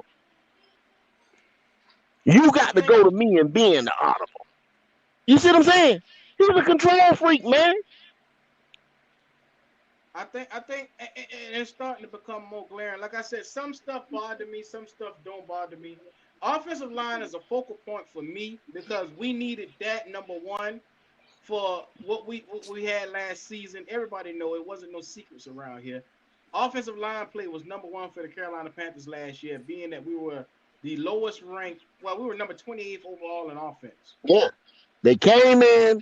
They revamped it. They did more than revamped it. They just revitalized it. They did a good fucking job with that. I have no problem with the offensive line right now as it is. Well, that's Scott Fitterer. Scott Yeah, I'm Fitterer about to did say his fucking that. thing. Yeah. But it don't mean a hill of shit if your fucking coach don't follow through with the game plan. Yeah. But see, you had to put so much emphasis and everything into that offensive line that's why we're struggling in other places. I like the linebacker core, defensive line, and defensive edge. You see what I'm saying? Because we had to put so many resources in the offensive line. And see, y'all get sit there and say, I've said it numerous times, like, we keep giving these fucking draft picks away. This everybody say, Kendall, that's a 6th round pick, or that's a 5th round pick. That's our offensive line depth, y'all. That's our defensive line depth. You see what I'm saying? You take, and then you get diamonds in the rough in those positions. You can't keep giving this shit away. You see what I'm saying? For quarterback. You got to pick a guy and go with it. So Kendall, roll with me for a second. We take Ike Ekwonu 6 overall. We take Matt Corral in the 3rd round. We take a linebacker, Brandon Smith, that ain't going to play this year probably, in the 4th round. Then we get Cade Mays, and we get Amari Bono, a bunch of players that really ain't going to touch the field this year. Was this draft unsuccessful, being that your top left tackle may not play or start? Your quarterback that you draft will not play, even though he has shown signs of promise, but he will not play after you go out and trade for Baker Mayfield. All these moves is making this draft look like it was so unsuccessful to me. And I told y'all, see, go back and rewind the tape. And I told y'all this day one. I told y'all this the day after the draft. I told y'all that. Donald Vaughn think Brandon Smith is going to be on the edge. I don't see that because we got a fucking hole at linebacker. Marquise Haynes was supposed to be that guy, but he just went down with a knee injury. So now we got a hole. You got Nixon, you got Bravion Roy. You got one of these guys need to step the fuck up. Yeah. Because see, that's just like what y'all just said. Brandon Smith. I think that guy's gonna be a diamond in the rough. You know what I'm saying? Yeah, at the position that he was picked at. I think he's gonna be a diamond in the rough. You see what I'm saying? My point, what I get so fucking mad about is giving away these picks. When y'all talk about Corral just wasn't no 3rd round pick. He was 2 fucking 3s. So he cost us a fucking future 3. No. He was a 4th and a 3. Well, 4th and a 3. But look, Kendall, for next year. Kendall, you got to look at it as this. They in their eyes, they spent a 4th and a 3 on their 1st round talent. Remember, he was projected to go in the 1st round. So that's what the media said. That's what the media said. Well, they hyped that shit up. I mean, they hyped that shit up. Their job is to hype that up. Yeah. They hype that shit up in a weak quarterback class. You understand what I'm saying? That's what y'all got to really look at. They hype that shit up in a weak quarterback class. This 2022 draft was nothing but big men, talented big Offensive men line. across the board. Linemen, edge rushers, the talented big men across the board that could move. You had big men in that motherfucker running in the fours, y'all. Yes, sir. Come Yeah, on now, but we bro. got one of You understand what I'm saying? Come on now. We should have if we went all defense with what we should have went all line with this right here. And I wouldn't have been mad all line everywhere across the board. And I wouldn't be this was so talented Well, far as and line. that would have been a good idea if we would have went If line with the first pick. Third pick, but we could we have went couldn't. line as well. But we couldn't. We was in such a bad position though, Q. You understand what I'm saying? Across the board. Mm-hmm. We had to reach for a lot of shit and we didn't even have draft capital. You see what I'm saying? Mm-hmm. So we couldn't. Up to the Because point so of now. past stupid ass moves we made for when Sam these Darnold. motherfuckers got here. So Kendall, I'm gonna tell you this is what I would have done. I like you, Kim, but I would have traded back a little bit from the 6 to probably within like the 9 through 12 or something like that. Because remember, a lot of those guys fell too within that range. Big Jordan Davis, a lot of good skill guys still fell within that range, and we could have picked up the Zo. second. Hold on, Zo. I don't want to cut you off, but check this out. Sure. You see what you just said? Yeah. Trading back or whatever. Now, y'all look at that now. Look at that now, trading back. What Q just said. Our first round, 6 pick overall. If he sits on the bench, you see what I'm saying? We should have fucking traded back, right? That's what we should have did. If we not Uh, gonna use this guy, or if we had Brady Christensen was gonna be our fucking tackle anyway. That was a waste. And then on Hey, top of that, you yo, turn around, you take Cade Mays later on, which he got starter potential to me as well. But you could have got your guard later on, and you wanted Christensen to trot out there anyway. I mean, if you're You see gonna what do I'm some saying? stupid shit, you already had another plan in place where you could have went and saved what we could have got other positions of need. We needed a We could have got other linebacker. positioning Leo all day Janelle long. was right. sitting right there. If we'd have played, if our coaching staff could develop talent and we'd have played Brady Christensen and we'd have said, okay, this is our this, what if Brady Christensen would have played 10 games last year? You see what I'm saying? If Brady Christensen would have played 10 games last year and we only tried it 6 variations of offensive lines out there, you see what I'm saying? And we said this guy can play. If this guy, short arms like the other dude out there in San Diego, you see what I'm saying?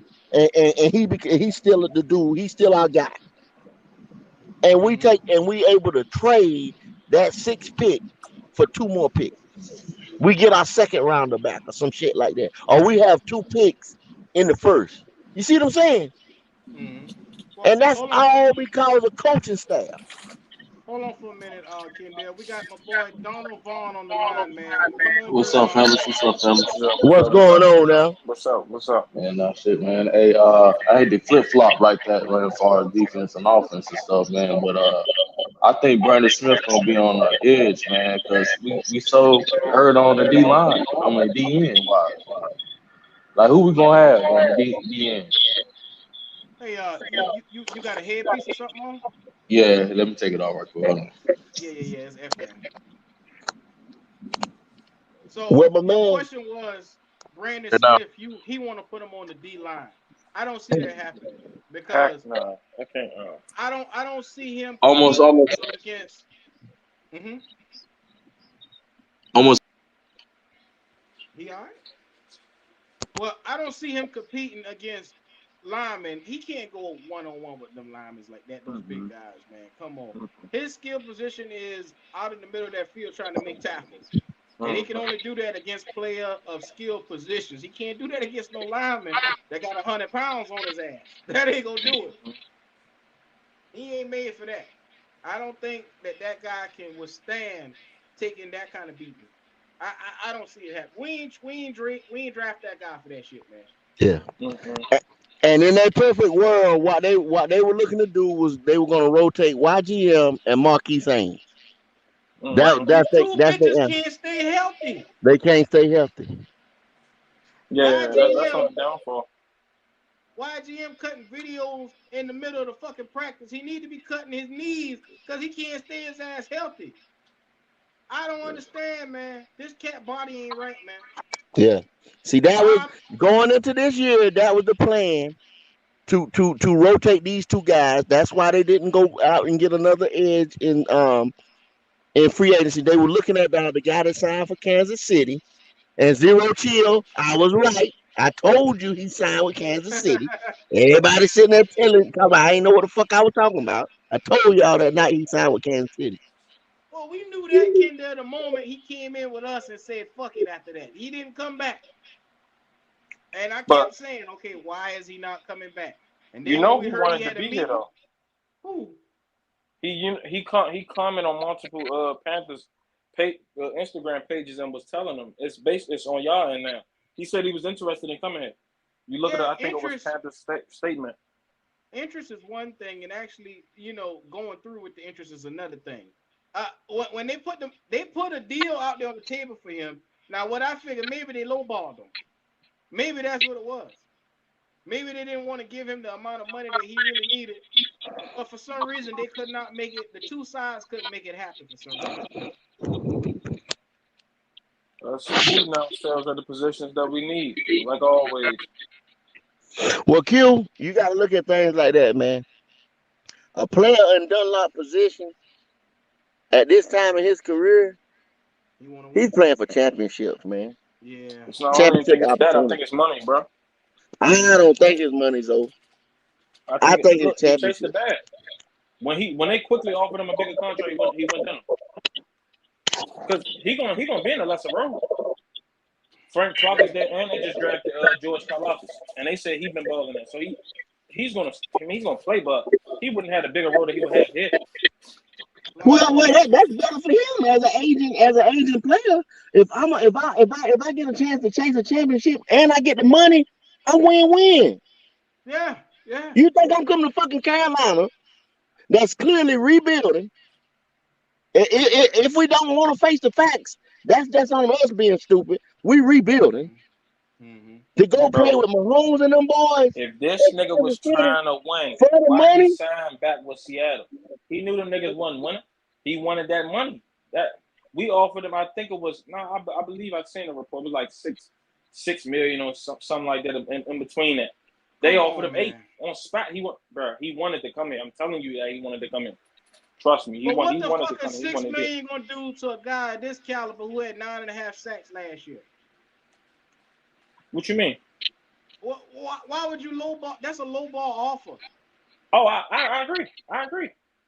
You need to at least throw $8 million starting off to a guy like that, and if you gotta raise that bitch up to almost 10, you do what the fuck you gotta do to get him through the door. You could have even made that go up to incentives, bro. Like, yeah, we always low, yeah, bro. yeah, Always exactly. low ball for positions that we need. We always try to be cheap on a very important positions. I hate that. We go get all the cornerbacks, and we gonna get every cornerback on the free agent market, but don't get the guys in the trenches that we actually need. Well, that's because corner's cheap. You can get them guys for a little bit of the veteran minimum. You could bring them on in there, and you don't have to pay them. You don't have to fucking pay them shit. And shout out to Unc, man. I appreciate it, man. Hey, you get these guys out here, you don't have to pay them shit, and then you look around, they're a 1-year rental, they go somewhere else, and then they go make a fucking Pro Bowl. That's what the fuck we got going on in Carolina right now. I don't understand it, man. I really don't. Can we build a culture where players want to come to Carolina and stay? Yeah. That's it, Q. You hit it on the fucking head. The goddamn culture. You understand what I'm saying? Bring in the players that with his winning attitudes. Like, okay, you say a J.C. Horn. He got dog in him. You know what I'm saying? He got the pedigree from his dad. He's been around the league the whole nine. He in 2 to 3 years or whatever, he's gonna be an outstanding player. He's got that. This is the culture. This is the kind of player that we want to have here. with that dog in them, man. Now these motherfuckers that's okay, I come to get a check, or okay, these silent leader type motherfuckers, man. Did You hit y'all that We on see? the need head, these Kendall. dogs. Who was the cat last year when they asked him about doing a chip block, and he said that wasn't my responsibility? That fucking Miller, goddamn Yeah, Miller, yeah, John Miller. The nigga said John sacks Miller, happen. this That nigga said motherfucker. sacks That ain't happen. my job. You son of They a asked Yeah. bitch. they You asked see nigga what why I'm you let saying? I cut that listen. motherfucker right then. That nigga said why you letting up all them. They basically asking about the Yes. sack number that we letting up. He Yeah, said yeah, fuck that nigga, man. You know what sacks. I'm saying? And you giving this nigga one reps. You talking about this? Matt Rhule is on the podium talking about this motherfucker. Yes, Come sir. on, man.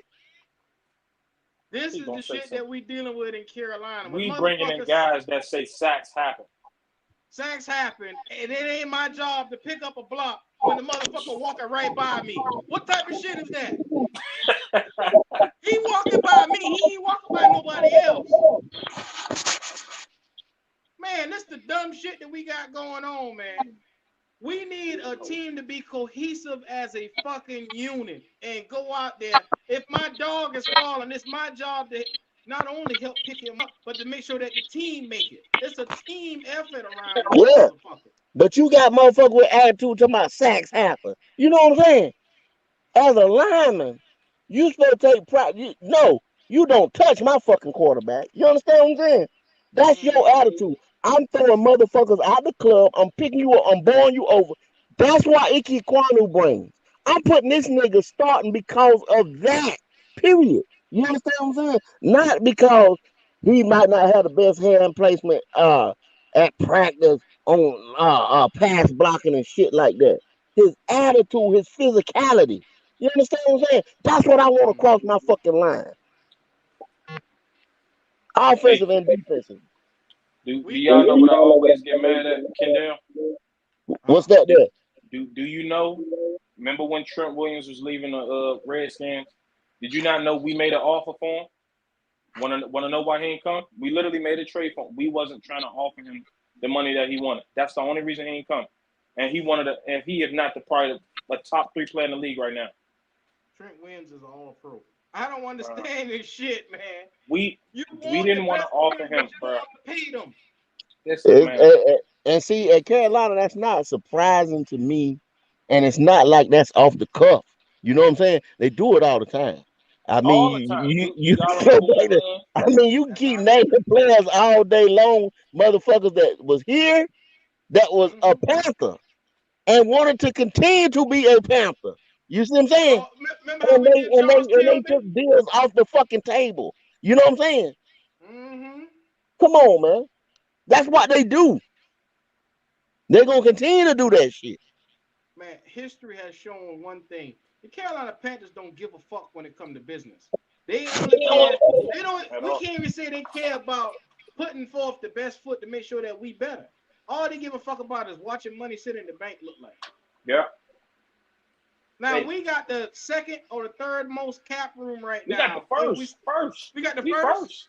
First. Okay, We we got the got most the cap. But first. hold up, y'all. But hold up. See, it's a kick side of that. We do now because see, we freed up that money to try to get Deshaun. But how did we free up that money? We kicked these contracts down the road, restructured all these contracts. See, that's gonna Mm-hmm. come back. We got to tend to that. We got to tend to that, y'all. Cause come next year, a lot of our money is going back to those contracts that we kicked down the road. Y'all understand? Y'all know that, right? Mm-hmm. Yeah, we do But got see, signed Shannon it's Burns. I time to forgot about start that. paying motherfuckers now because under Matt Rhule, this is year 3 going into year 4. Well, Derek Brown is going to be coming up for a contract soon. Yeah. You got So after a while, JC Horn is going to be coming up for a contract exactly. after a while. Exactly. Yeah. See, we put ourselves in a hole when we try to get the shine.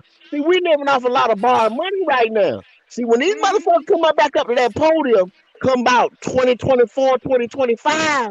You see what I'm saying? A lot of that shit goes, okay, I put it like this right here. When y'all say what? We got a weak linebacker core, right? Okay, Right. you gonna say this right here. Shaq, I'm gonna tell you this right here. You can bet your sweet ass that Shaq Thompson will be there next year because his contract is too big and it's been kicked down the road. You understand what I'm saying? He's gonna be in the same position. Why you think we couldn't trade CMC? They tried to trade CMC. Well, you notice they You know he was restructured on him. the block. They restructured him from 16 down to 10, and now if he don't go out there and play, you can eat $10 million. If he don't go out this season and have a good productive season, you can almost eat that. You eat it, but it's still on the books, though, Q. It's still on the books. I don't give a fuck. Yeah. And that ain't gonna make it no better. That ain't making it no better. That ain't making it no better. It's still on the books. You can't do nothing with that fucking money. That's why they call it dead. That fucking money is dead. And from there, like I said, it's so many players. Because what if we re-sign Baker Mayfield? What is it going to take to keep him? It's going to be about $30 million to keep him. Exactly. You see what I'm saying? That's that. And see, that's one thing. Y'all saying, oh, why they ain't moving that money? Because they know that's borrowed fucking money. They know that. You see what I'm saying? Yeah. That's why they ain't moving that money. That's borrowed fucking money. That really ain't their money that's sitting there. Mm-hmm. I think they realize, okay, there is a chance that Baker Mayfield can go out there and ball this year, and we have to pay him. Not only him, Derek Brown. You look around, J.C. Horn will be coming up in a year or two. God damn. And that's just the beginning.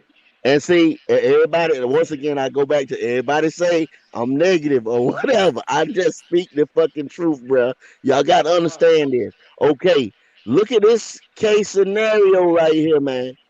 Let's just say, I don't give a fuck. If Baker Mayfield wins a 7-9 game, what do we say that first week? You have to re-sign him. You're gonna have to sign Baker. You understand what I'm saying? So pretty much you're gonna have, if Baker Mayfield goes out there and play, unless he just say, nah, fuck that shit. That was just an audition for me to go somewhere else and somebody else offering some stupid money, we're gonna have to sign Baker. And then you look at it, if we go out there, he only wins 7 to 8 games. Matt Rhule is going to say, well, that's improvement from 5 games from last year. Exactly. That's improvement. So now we stuck with this cat for 2 or 3 years. We got a quarterback at Matt Corral that's showing promise. He's looking like a bad motherfucker behind these guys. I'm honest with you, man. That's going to set the franchise back another 3 years, man. The only way we get rid of Rhule is if we go like on a 5-6 game skid, you know what I'm saying?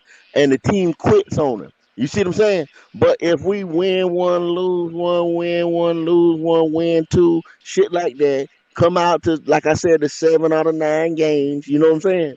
He's going to play that shit, that it's improvement. Oh, look at my 7-year plan coming into fruition. You know what I'm saying? This right here, oh, I told y'all this, the process, you know, all that old bullshit. We're going to be stuck with Rhule. We're going to sign Baker Mayfield. Kendall, what if this year we win 7 games? Now, this is just hypotheticals I'm putting out there. Anybody? Yeah, that's what we're talking now. Yeah, that's where we at. Say if we win 7 games this year, we turn around. Matt Rhule saves his job for 1 more year. He go out next year, win 9 games. And then we look around. We in 5 years under Matt Rhule, and we haven't even won 10 games yet. And we've been mediocre the whole damn time. 5 years. Now, do you keep him at that point and let him fulfill that 7-year deal? What do we do as a franchise at that moment? Bruh, you ain't even scratched on the big part of it though, Q. With that, with the question that you asking. Once we do that, you said we 5 years into it, right? No playoffs in 5 years now. We 5 years into it. You say, do we keep him for the rest of the other 2 years, or do we get rid of him? You look at this. We get rid of him. Guess where we at now? New coach, rebuild. Bring it in, you know what I'm saying? New quarterback, all that shit. What that comes with that. You see what I'm saying?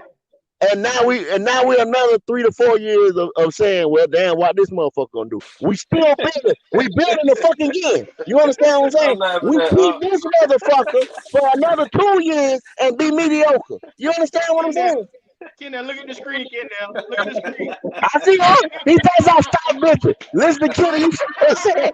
You see what I'm saying? There go that nigga talking that shit again. I hear you up. That's my nigga. Hey, so what do you propose we do? I got the link right there in the stream yard. All you got to do is click on it and tell us what you propose we do. That's all I'm saying. What do we do in this situation after that point? This is all hypotheticals now. Cause we talking hypothetical. We talking hypothetical, baby. What if? That's what we playing right now. See, I'm telling y'all, that's some of the worst case scenarios that we could be in, and we could be in this shit easily. Yeah. I mean, it's very realistic to happen because if you switching around the fucking offensive line, you look at motherfuckers getting hurt every 10 minutes. You're looking on the defense, and we got 3 or 4 corners we just brought in a week span. The defensive line ain't got nobody on the fucking line other than the 3 that we know: Burns, Leonidas, and Brown.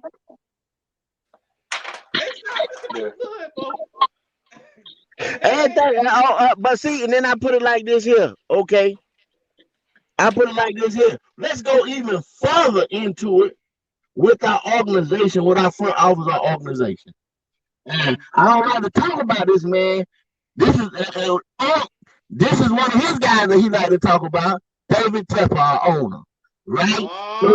So we talking about Tep, right? That's my boy. Tep is my boy. Okay. So you said he's your boy. That's my boy. Tep, my man. That's the money man. You can't talk about the money man. What can you do against the owner? You can't do shit against the owner. You understand what I'm saying? So there's no need to talk about the owner. Only thing I'm gonna talk about is the Rock Hill debacle. You understand what I'm saying? And I'm not talking about David Tepper with it or this and that. I'm just talking about the facility. Think about this. You said Q, all these players got hurt and everything like that. You know what I'm saying? Because these guys out here practicing in this hot sun and this, that, you know what I'm saying, breaking down their body on practice and shit like that, right? Now, we were supposed to have indoor facilities and all this shit, the best of the best training facilities and everything like that at Rock Hill, right? Yes, sir. Yes, sir. So now we at Wofford fucking College. You understand what I'm saying? With a professional team. And y'all ask why people getting hurt and shit like that. We practicing on college level playing fields and practice fields and shit like that. And y'all asking why people getting hurt. So are you saying that none of this would have happened inside a $1 billion facility? None of this would have happened in the cool? I'm not saying it wouldn't. I'm just saying we saying what if, right? That's what we talking, right? Yeah. That's why we speaking hypotheticals, right? I'm just throwing that shit out there. All right, okay. Hypothetically, we wouldn't have had as many injuries as we had if we would have been in the AC. AC, top of the line training facilities, you know what I'm saying? What a pro team is supposed to have. Because I don't hear about, you heard about people getting hurt across the league or whatever, and then I focus on our team, but goddamn, it seems like everybody dropping like flies on our team, don't it? Well, and this might go back to training facility, though. Conditioning. Who does strength and conditioning for the Panthers? Exactly. State of the art. See, that's supposed to be a state of the art training facility. I know whoever does it don't have a strong relationship with YGM. Yeah, can you imagine the weight room at that new $1 billion facility? Niggas got to be on the outs. Huh, Q? Can you imagine what the weight room would have looked like in that $1 billion facility? Look, it would have been much needed, and you wouldn't have motherfuckers like YGM who can't keep his body together. Exactly. This motherfucker got to be the goddamn potato man. He can't keep his shit together. That's all I'm saying. Look, his arms and legs falling apart. And all I'm talking about is Kendall, like take a look.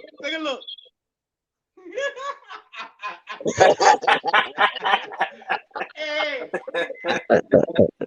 I'm saying gonna light your ass up. all I'm saying is, man, hey, the shit starts everywhere. We got a shit storm through the whole organization, from the office down to the coaching staff to some of the players, man. We got a mess.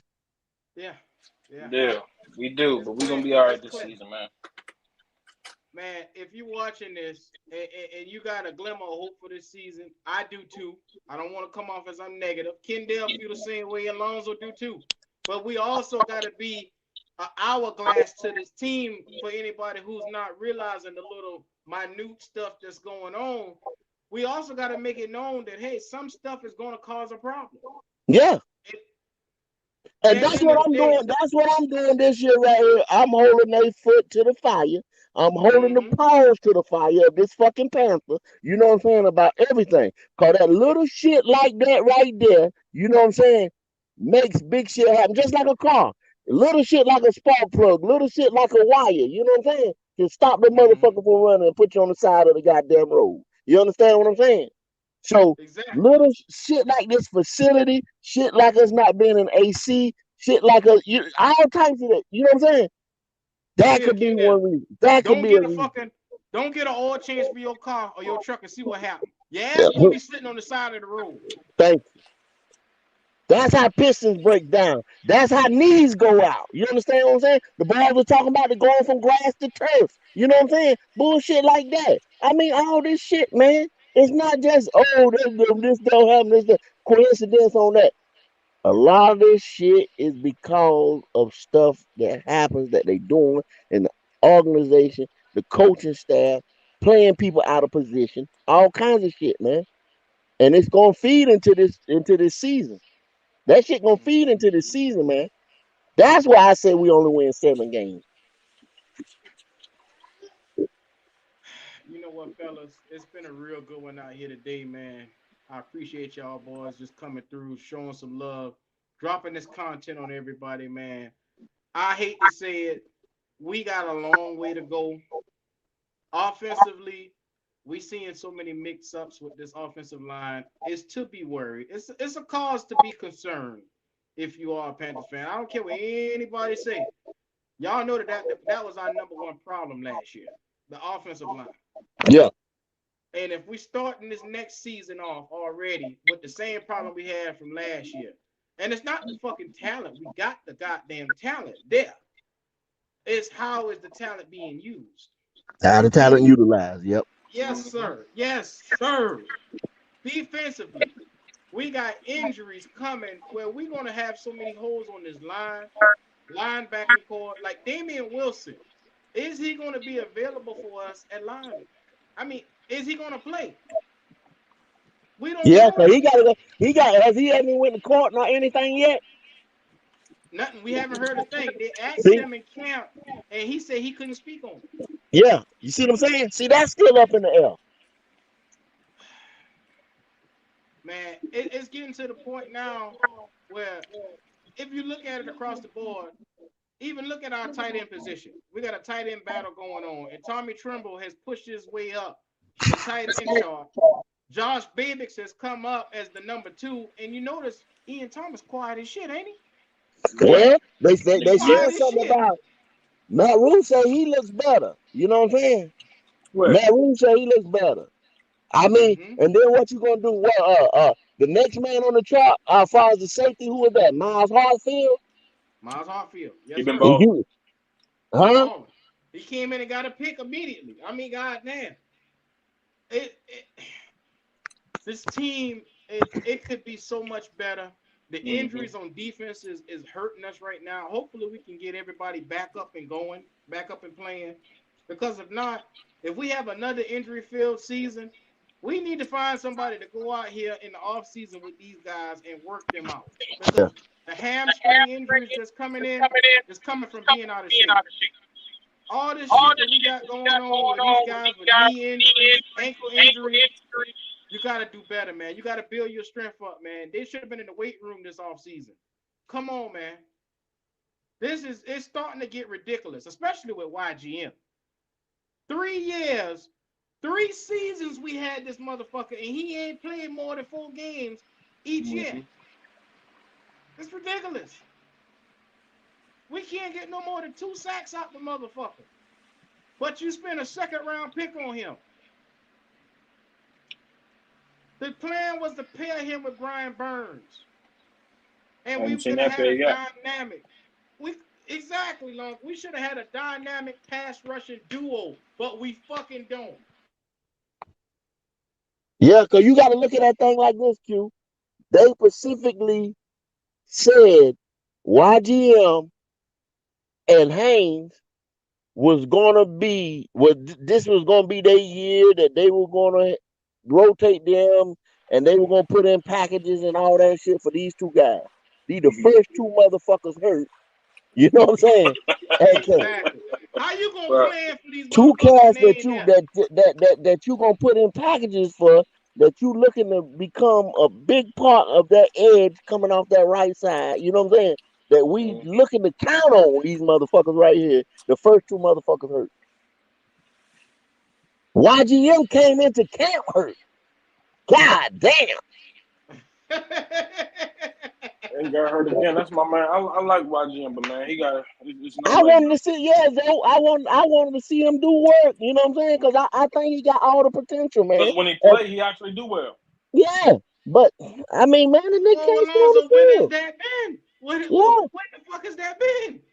No, I'm talking. You remember his first stop last year was against Buffalo, and he had 2.5 sacks that game. Yeah, he had, and that's the sad part. That's what pisses me off more than anything. Yeah.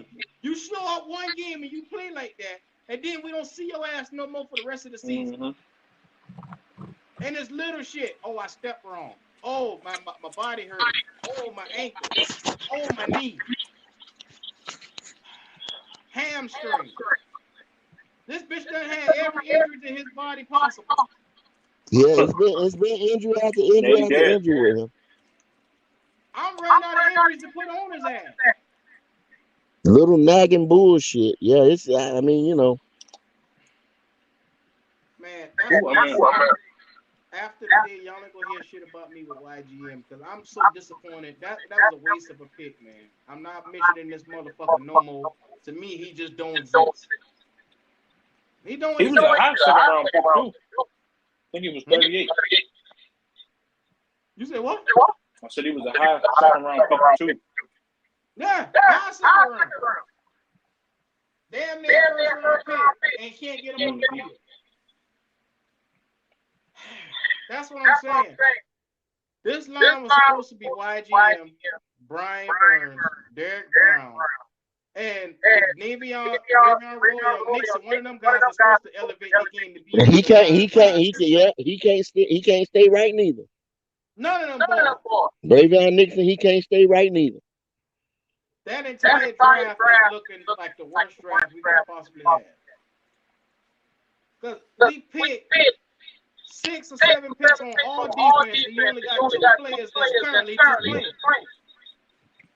Now with that, with what you just said, looking at it, you know what I'm saying? I can see what they were thinking. You know what I mean? But the shit didn't pan out. And you know what, Kim? The thought was, let's have an elite defense. Let's take what we got, build it, and make it better. Because at the time, we had Luke Kuechly. Yeah. And then all of a sudden, Luke Kuechly had a change of heart. I ain't saying that because of injuries. The man got injuries for his health. But I really think, and this is my personal opinion, I don't think Luke Kuechly fucked with Matt Rhule. And that was just my personal opinion. Well, we still playing what if. If we still playing what if, think about it like this. Okay, let's just say all those guys in that draft, in that defense, all defense draft, let's just say all them guys pan out. Okay, and we got a defensive line like you talking about. Even though Luke retires, you see what I'm saying? We come back, we still didn't pick a linebacker, right? Not yet. The next year. Did we draft the linebacker? No, we signed to hear Whitehead. That's what we signed. Yeah, you see what I'm saying? And my man from Miami, what wasn't that went to the Raiders because he wouldn't take the COVID or whatever. You know what I'm But that saying? was last year. Perriman?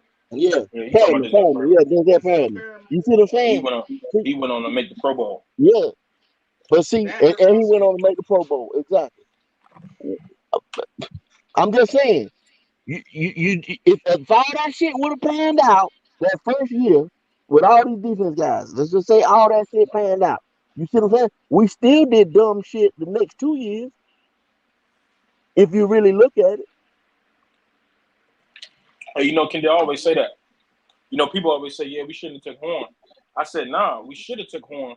We shouldn't have made Pat Affleck and Cam Irvin the first two signings of free agency day one. Exactly. That's the That was the mistake. problem. And you did that because you went all defense, and then see they didn't draft. If you look when they were signed.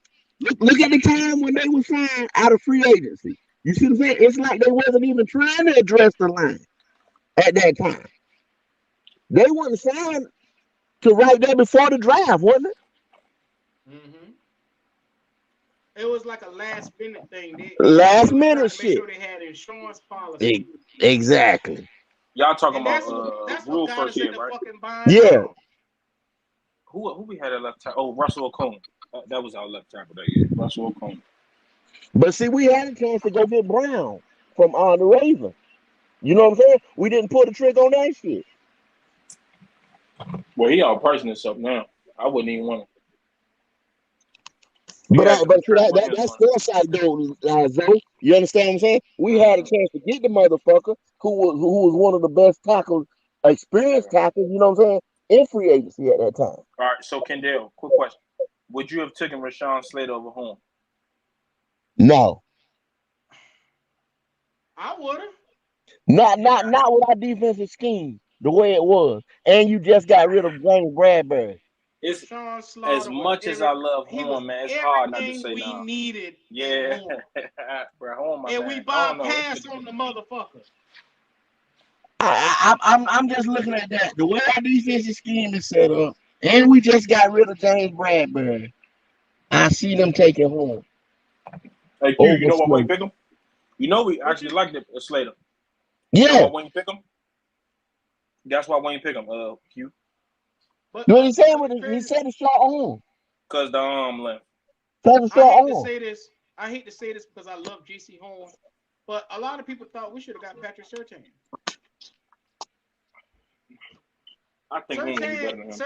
Surtain was a great corner, and we passed up on him for JC Horn. Like I said, I love JC Horn.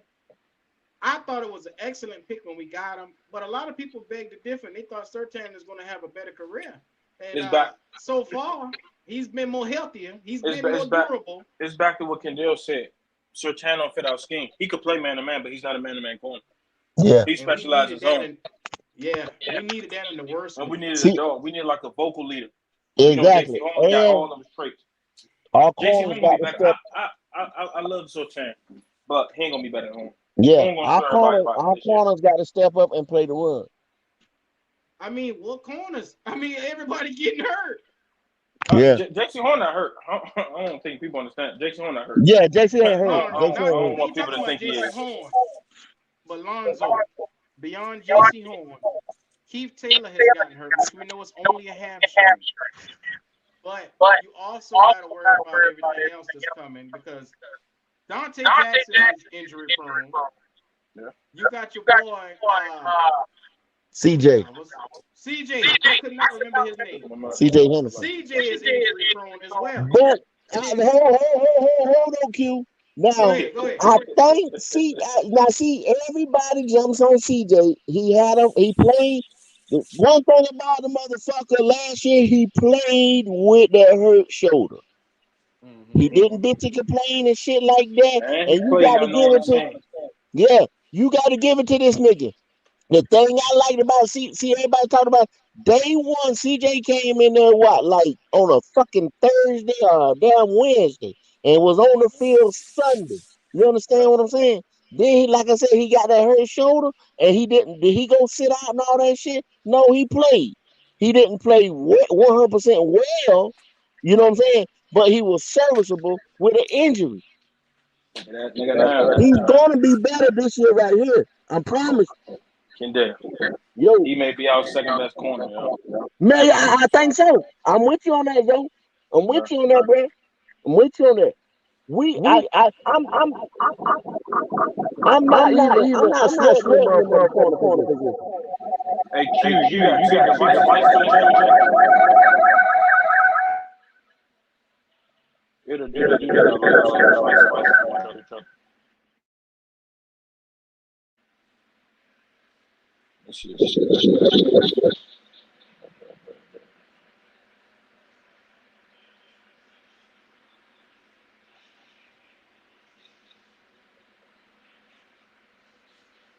Hey, you can hear me?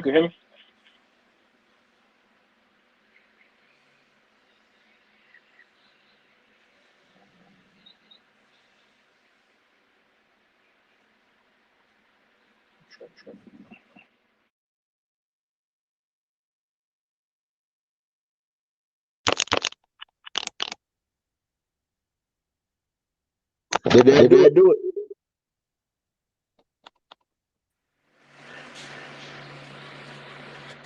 Kendall, you can hear me, right?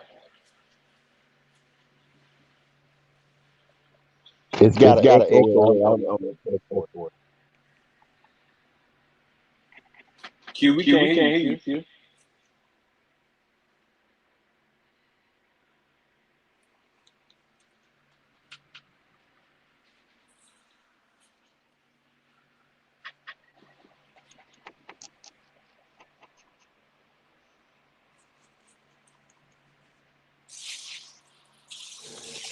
Yeah.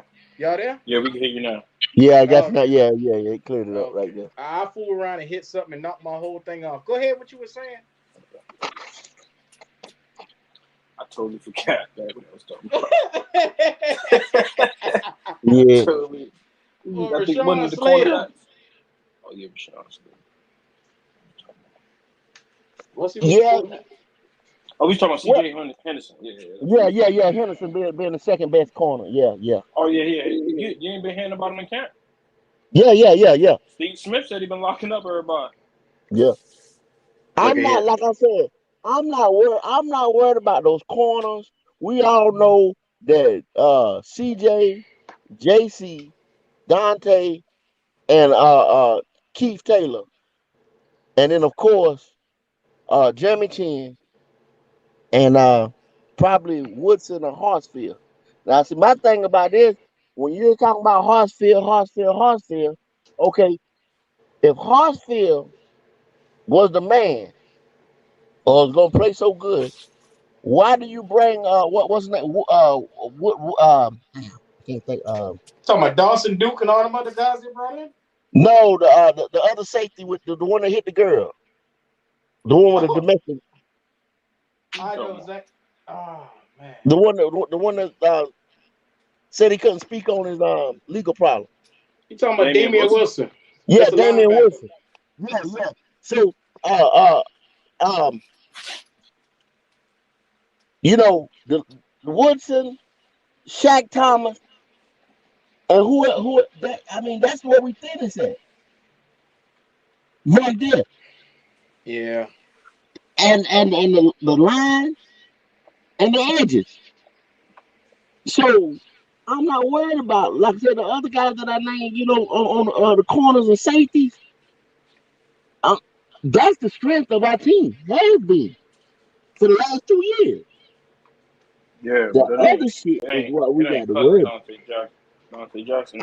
That nigga ain't good, bro. I'm sorry. Dante Jackson. Oh hell. That nigga ain't good, bro. I think about this, Joe.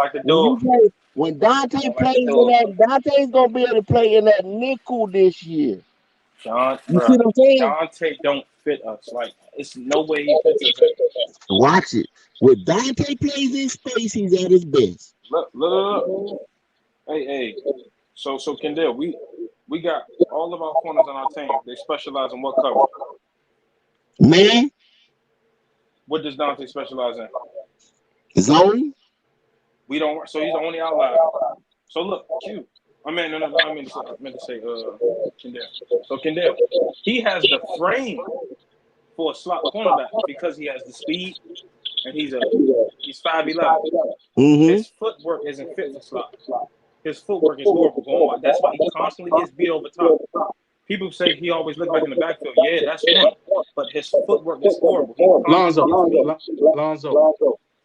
Your thing echoing. I'm gonna try to mute. Tell me if it's still echoing. Damn. It's still doing it? Yeah, that's perfect. Yeah, he good now. But look, Dante constantly, I went back and watched Corey Davis was doing him in that first game. He was the only corner getting beat on our team. I'm sorry, man. I don't like to do Dante slander, but he wasn't worth the contract that we gave him. We should have just let him walk. We should have signed Gilmore back. I'm sorry. Yeah, I agree with that. Well, they let Gilmore walk and go to the Colts for the same amount of money that basically we re-signed Jackson for. And I don't have a problem with Jackson. I just think when you got a proven commodity in Gilmore, you just don't let him walk out the door. That's all I'm saying. Especially somebody. Yeah, especially somebody that could have taught these younger guys. You know what I'm saying? Yeah, that's it for me, Kendall. Yeah. And people keep saying about this decline. Unless a player shows it, stop talking about it. Yeah. He ain't how you figure? How you figure that nigga was declining when as soon as he stepped on the field, interception? How you that? People talking about it's a rookie tight end. Nigga, it was a darn good one that he made the Pro Bowl with. Motherfucker. Look at the little bitty ball that he played, you know what I'm saying, as a Panther. And how many interceptions did he have? How many impactful games did he have? Man, come on, man. He was top 10 in lower passer rating allowed. That's why he made the Pro Bowl. He only got beat one game. One game. That's it. That's what I'm saying. That's the AB game. Yeah, AB tore him up. See, people like to bring up that Stephon Diggs game. He was clapping Stephon Diggs. Stephon Diggs got that one touchdown on, and that was about it. It was just like how J.C. Horn did. J.C. Horn let up that one touchdown to Corey Davis, but that was the only bad play they had. It wasn't even bad though. They were still just better plays by the receiver. It would have improved our. It literally would have improved our cornerback room. The only thing though, Q, is that he's an injury prone corner too. Who Gilmore? Yeah, Gilmore injury prone. Yeah, but I'll take him any day of the week over Dante Jackson. Heck yeah. Heck yeah. Because look at the pinnacle of what we could have had with J.C. Horn, and then we could have had your boy out there. That's two lockdown corners on each side of the field. Yeah. Now who you going to choose as a weakness? I used to say that every time, bro. Mm-hmm. But see, what my man right there, Kendall Sherrill said, Matt Rhule did say that same dumb shit about putting JC in that nickel in that slot. You know what I'm saying? When he's supposed to, only thing, the dumbest thing I ever heard. Yeah. Do you want now Q and Zoe, would you want JC to travel or lock down one side of the field? Lock down one side of the field. Lock down one side of the field. Yeah. Exactly. With him and CJ, I think you could play like that with them boys not traveling at all. Mm-hmm. The only reason I say lock down one side of the field, because with our coaching staff, I'm just be 100 outside of Steve Hook. I don't think Phil Snow is that smart enough to outsmart the offensive coordinator. So what they going to do? I ain't gonna say that, Zoe. Now Phil Snow has been the reason why. No, Phil Snow. I like it. I just don't think once you hit up like those top offensive coordinators, say for instance like this. Okay, say JC Horn locking up this side of the field, and say if we have him as our traveling corner against the number one, they gonna scheme him up to put somebody in the slot, take him out of that outside, and now the outsides get open because offensive coordinator know how to scheme up things to beat your secondary. So I would rather him literally shut down one whole side of the field, and where you could double up coverage on this side, or add chin towards this side, or Woods toward that side. Mm-hmm. I really think, and this is for this year. Now that we don't have Gilmore and we got to go forward, I expect to get at least Keith Taylor. For some reason, feels like he is taking the step to be what we expect J.C. Horn to be right now. You know what I'm saying? You could almost feel that Keith Taylor he done put the pieces together, and he's like, okay, he building confidence to show us that he can be a number one corner. But he's clearly our number two, but he got the swagger to make it happen. But Q, don't check this out. Uh-huh. And remember, I said this today. All them boys gonna look bad this year at a certain point in time, because why? Our defensive line and our edge. We're not gonna get that push. We're not gonna get that rush. And they gonna have to stay on blocks longer, jamming motherfuckers up if they play them off the line. A lot of these receivers out here that we gonna play in that we gonna go against this year with our schedule, Mm-hmm. and a lot of these QB, they gonna make them boys look bad. Well, now that you say that, you got to look at what we got coming up and take a look at the schedule. And I kid you not, Bo, we got a tall task ahead of us when it comes to defensive linemen and teams, Yeah. because you look at it, we got the Saints, we got Cleveland. We now if the first two games don't kill us, the Giants done went out and drafted on both sides of the football. Yep. Now you remember how they beat the dog shit out of us last year without these additions. I hate. Now I'm huge on my team, but I'm just being realistic right now. It's not gonna be pretty. Well, yeah, I'm on the phone. I work right here, but my truck right there. I'm trying to pace.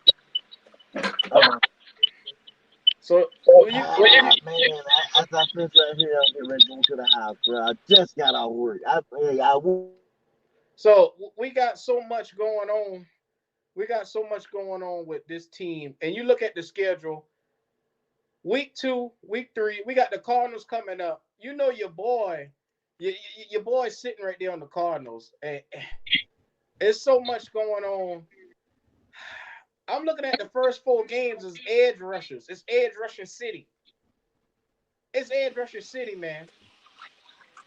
Myles Garrett and them boys. Week 1, week 2, you got you got the new guy. I can never remember his name out the draft. Kayvon Thibodeau. Yeah, Thibodeau. Week 3, you got the Saints. You got J.J. Watt coming in week 4. Week 5 with San Fran, you got the Bosa coming in. LA coming in with the Rams. I mean, god damn. The Bucks coming in week 7.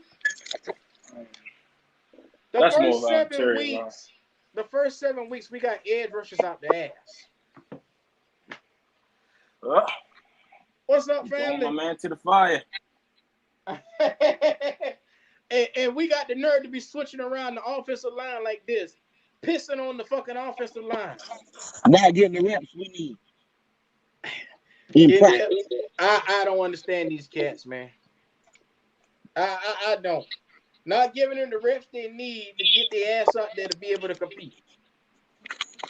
With a new offensive line, with a new quarterback, with a new OC, putting in a whole new offense, and you playing with the potential starters. You know what I'm saying? Come on, bro. That's like I said on Keep Pounding TV on the podcast. You know what I'm saying? Like, I don't care. You know what I'm saying? What it is. I've never been associated with a team that I played on or whatever that we didn't know who the starters were. You know what I'm saying? It might have not even been announced, but we already knew. You already know as a team who the fuck is the best motherfucker. You know what I'm saying? That need to play on that position. There you go. Every team got their shit already penciled in and they got their shit together. And in training camp, it's a different story if a motherfucker challenging for a spot versus not knowing who the fuck we got in general. We don't know who we got. Or you can go out there and say, like, okay, we clearly know. So y'all gonna sit here. Okay, I just asked this question. So you gonna sit here and tell me? I'm asking all the people on the phone right now is me, UQ, and Lonzo. I'm asking y'all right now. Do y'all think Brady Christensen is better than Equano right Hell now? no. No, Hell no. no. No, Okay. sir. No, sir. No way, no how. And you don't think they know this? Any and everybody know it. Anybody that's a Panther fan know that shit. It's clear as day, Kendall. I mean, I can see it. You can see it. They keep putting it out here that this motherfucker's struggling with technique. But like I said, if it's just hand-eye coordination, teach him some shit that'll help him win. Yeah, I don't nobody I comes don't into get the it. league perfect. Exactly.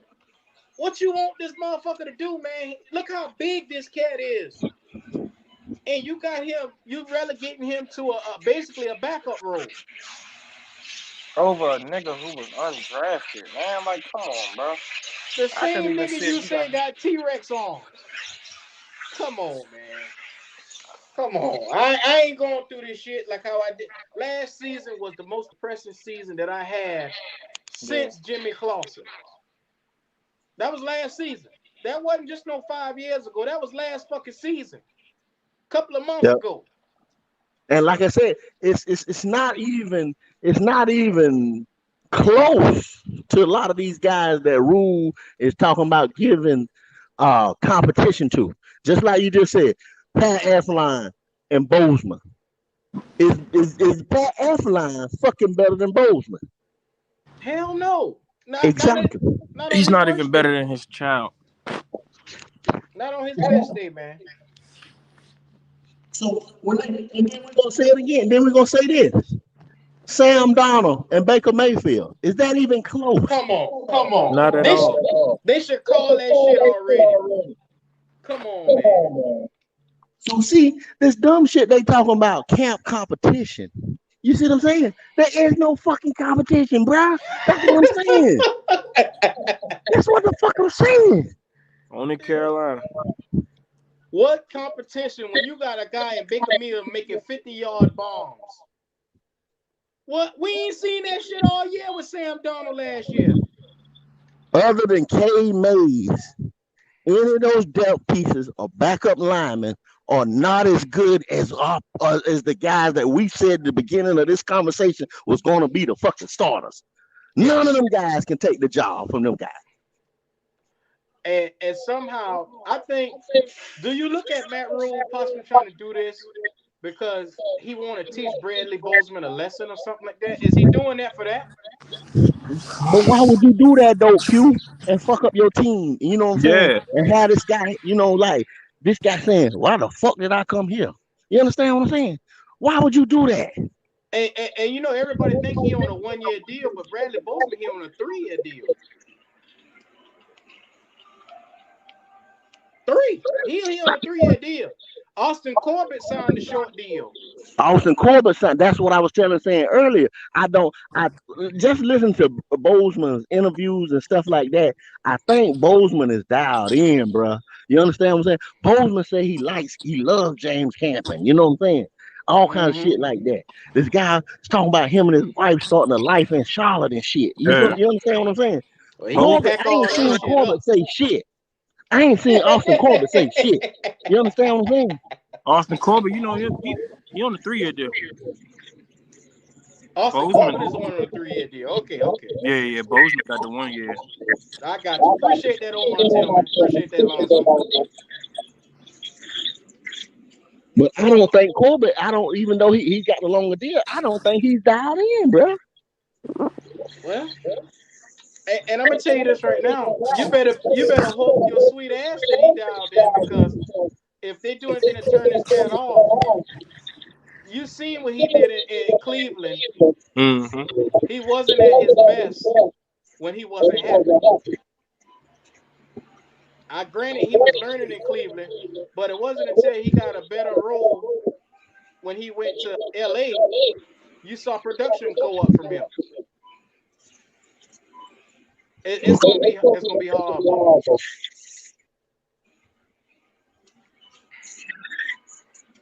Oh man, we're gonna have a good show tonight. We're gonna have the fellas come through. Y'all already know what it is, man. Shout out to the family that keep Pounding TV. I think Unc is going on tonight, so I'm gonna be tuned in for that because I know he gonna be getting on somebody's ass. Gonna be on Kendall. It'll probably be mine. Yeah. So Kendall, we want to look for you later on. I'm gonna be Yeah. tuned in. Well, hey, I'm gonna tell y'all, boy, I'm getting ready to get off in just a little bit, man. I'm actually in the supermarket right now.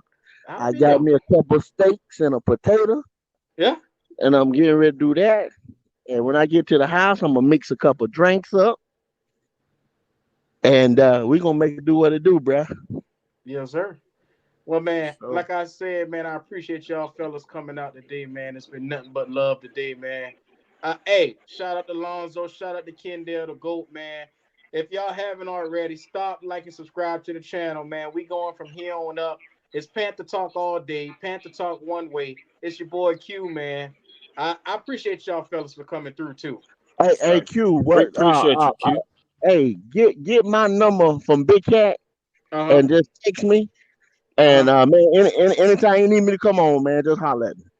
Hell yeah. Matter of fact, I'll hold on. I'm gonna end the live in 1 second, and you stay on for a second, and I can get that from you. Okay. All right, man. Everybody out there, if you haven't already, go to keeppoundingtvshop.com. Shop with your boy Big Cat. Rack with the team, man. Get some of them shirts. It's official, man. Your boy is getting up out of here. Y'all have a lovely Saturday.